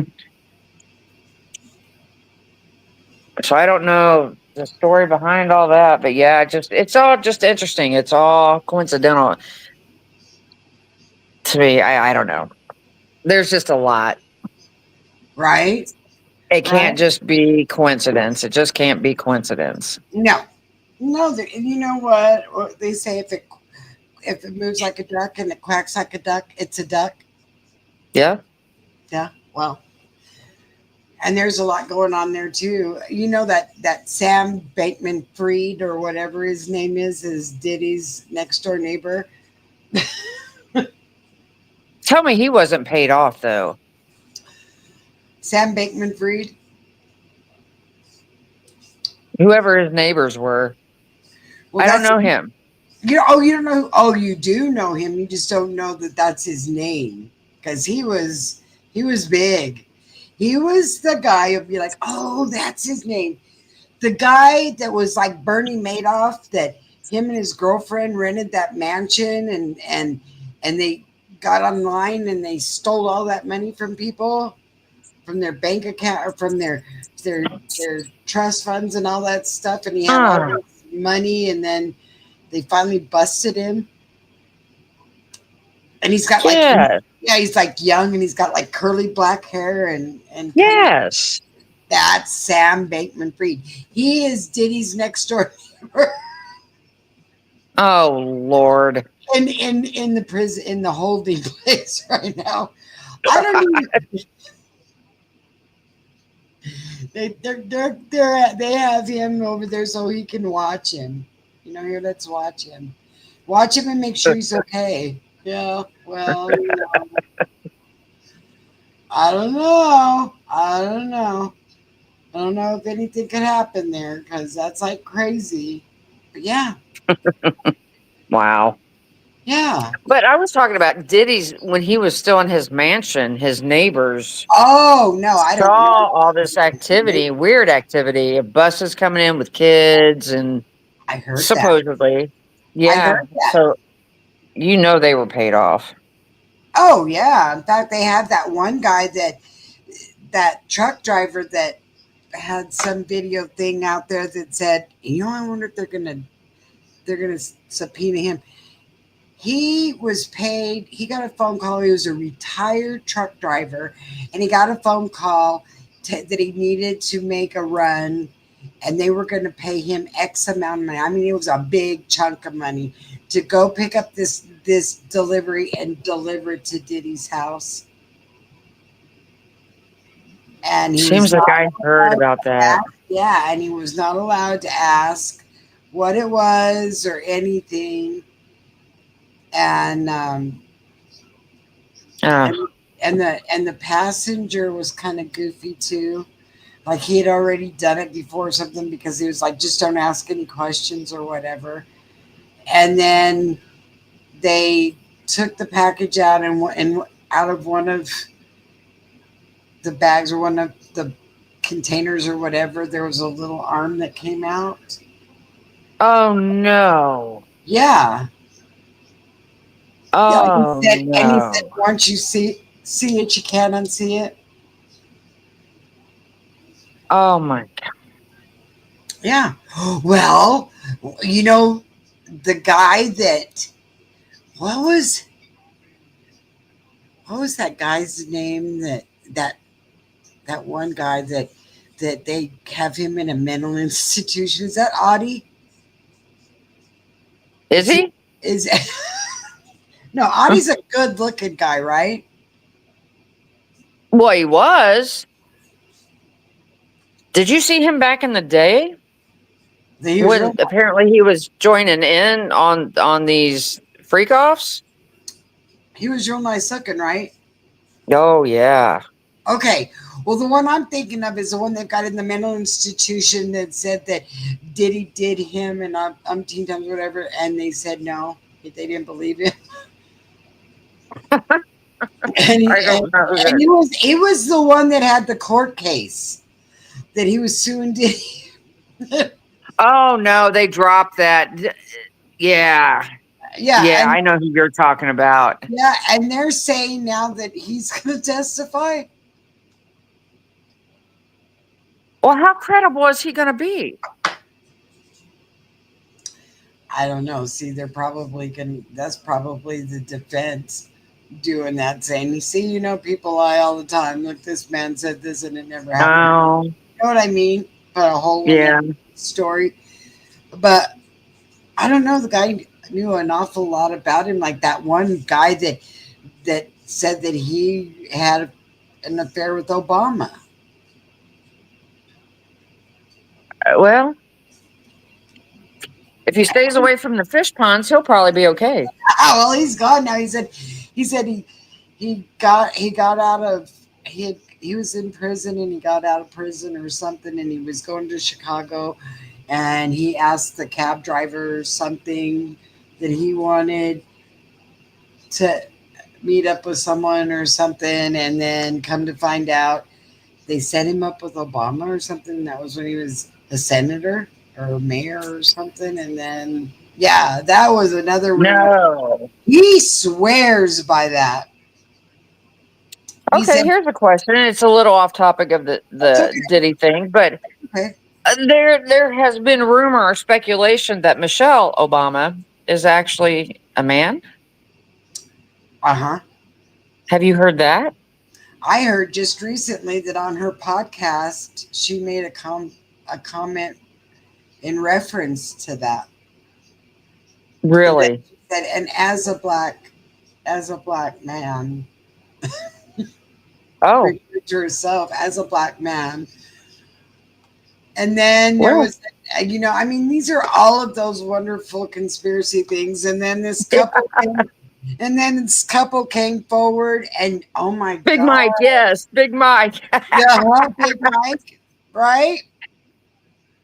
Did you see where the couple came forward and said those kids were just rented to them, that they were actually their kids? And I mean, I don't think that Sasha looks like either one of them, but she does kind of look like this couple. I mean, Wow. yeah. I mean, it's all that stuff. They come forward and they say stuff, and then you're like, is it true? Or is it gonna In this day and age, I don't doubt anything. Mhm. It's Makes you scary. I don't doubt anything. It makes you kind of wonder. It You really hear, does. I mean, you hear stories of a lady that has a child and raises it, come to find out their kids got swapped in the hospital. I mean, you're like, what? How did that? And when my brother was born, my mom said they took him over and put him in the nursery, and then when they brought the baby she said, "This is not my child." Oh, Because she said, I saw him and he was born with coal black hair like my dad. And then, of course, the hair turned blonde the older he got. Well, they brought her this fair haired blonde child, and she said, That's not my child. well, that's kind of scary. Stop. Stop. Oh, listen. You hear them? I'm so sorry. No, that's Stop. Stop. okay. That's okay. Quick. Said, Mama, I want them attention. Yes, they do. And then they get jealous. I've got two. Are they the same breed? Yeah, they're actually brothers. They're litter mates. Oh, how cute is that? No, well, it's not very. Hey, at the moment, it's not very. Get down. Go on. Are And they they? won't go out. Those are spaniels, aren't they? Cocker spaniels. Yes, Cocker Spaniels. Yes, they were. I rescue a lot. Well, I used to, but Yeah. now that I've gotten older and have a little health problems, Yeah. I stopped years ago. And then these two were needing a rescue, and my heart just told me I had to get them, so I have them. Oh, how sweet is that? Yeah. You know what? We don't. None of us has to come into this world. You know what I mean? We don't ask Yeah. to come into this world, and we definitely don't ask to go through all the crap that we go through. So those dogs don't have. I've got cats, and I've got Chester the molester that always wants to come over and bring more cats or make more. I've well, for a while, come on. I had This is a 9 good cats and question. 3 dogs. I have, And over time, they've kind of moved along the Rainbow Bridge, and yeah, I was down to 3 cats, and I had 3 cats and no dogs. Well, these 2 dogs I found that needed help, so I stepped in and adopted them, and all of a sudden I've got these 2 orange cats that just popped up at my house. yeah. So, and they've been here for like a year. See, you have So to. I've got those. Huh? What do you think about this pardon on Derek Chauvin? Think Trump will give him a pardon?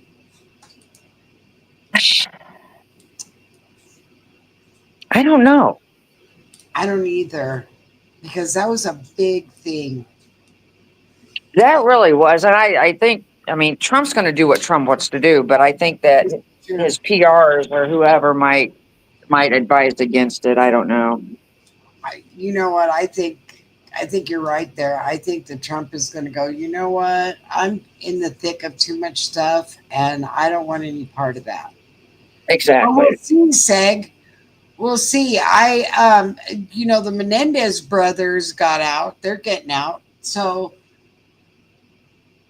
I think the judge finally decided it was okay to let them out or whatever. Did I miss that retrial? Yeah, I it happened the first day of Diddy's trial. Oh my gosh.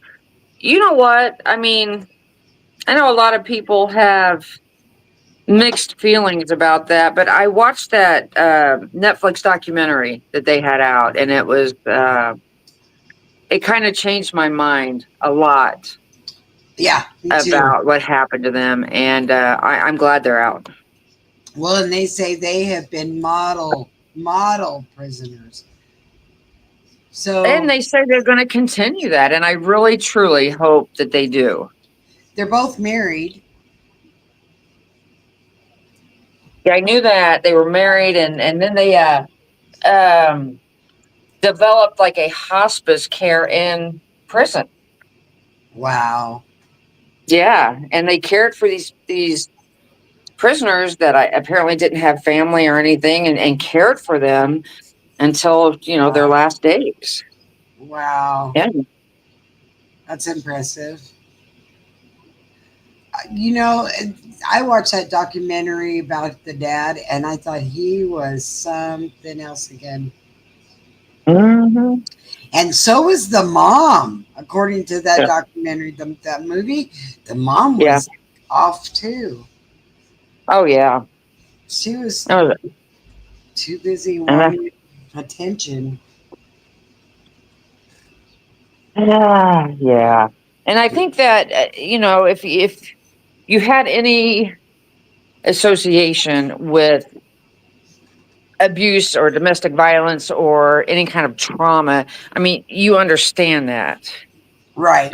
why maybe they did what they did. Oh yeah. No, I understand exactly why they did what they did. Hmm. And I think that they did fear for their life. I do too. You I know, truly do. And you know, the first case was hung jury because nobody could really know or thought maybe they weren't really sure. And then the second one was all political. The guy Yeah. was running for the seat, and he was like, "No, we're gonna hang these guys. You can't bring up any of the SA or any of that in court." Yeah. Well, So I'm glad they put the documentary out. I'm glad that people were seeing it for what it was and they got the retrial. And yeah, I kind of let that slip through because I've been following a couple of other cases. This one I was following real heavy for a while. Then it kind of got boring because it was the same old stuff. right, Um, but now the trial's starting, I'm back. I'm interested in it. But right. also I've been watching that Madeline Soto, which is heartbreaking. And I watched Hillbilly Crime. It's about that sheriff that shot the judge. Oh yeah, That one's interesting. That one's actually pretty interesting. we'll have to check that out. They did that just Yeah. started, didn't it? I mean, that hasn't started yet. That just is No, starting. it hasn't started yet. Yeah. They had a hearing, I think, but I'm not even sure when. I don't even think they've set a date yet for the trial. I'm gonna see when. Let me see. Let me see when this starts. Um,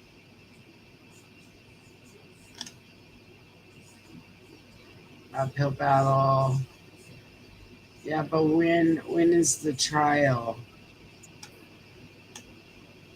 Let me see. You know what? You put the wrong person in here, and they're like,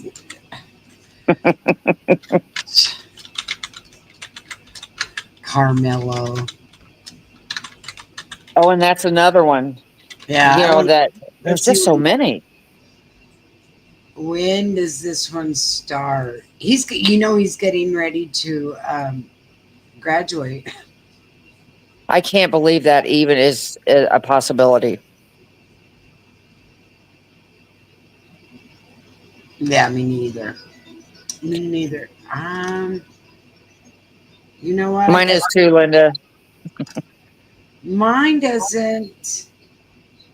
It doesn't say. I guess they haven't got a date for that one yet either.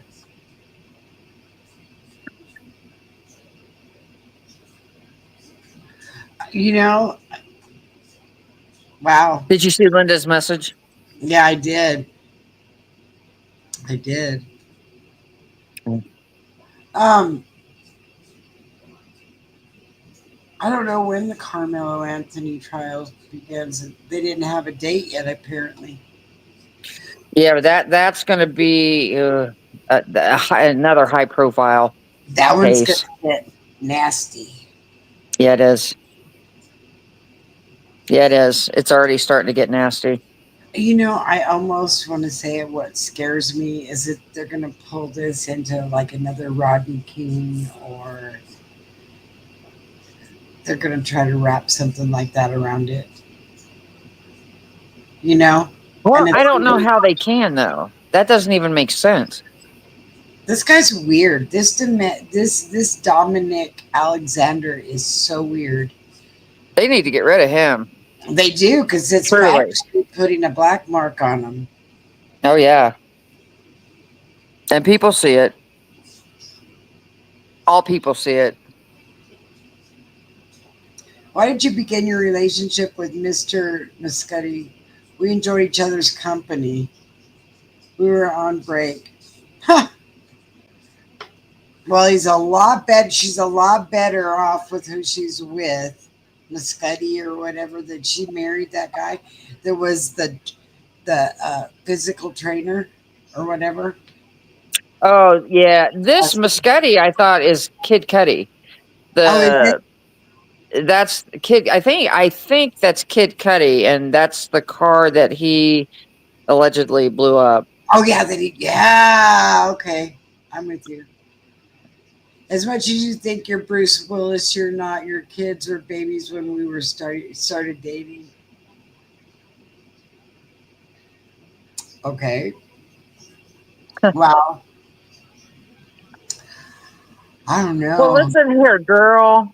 It has been fun, but I have got to go. I've been on here for almost 3.5 hours with you. Well, we can always call it a day for today and come back on tomorrow. I can do that. Okay. Yeah. We're going to sign off, guys, for today. And if anything pops up that's big, we'll come back. I'll come back on. And if not, love you all. It's been great. We'll come back on tomorrow. Thanks for everything. I appreciate it. Bye, everyone. Bye. Bye. Hang on. From shady news to crime so rough, you already know we just can't make this stuff.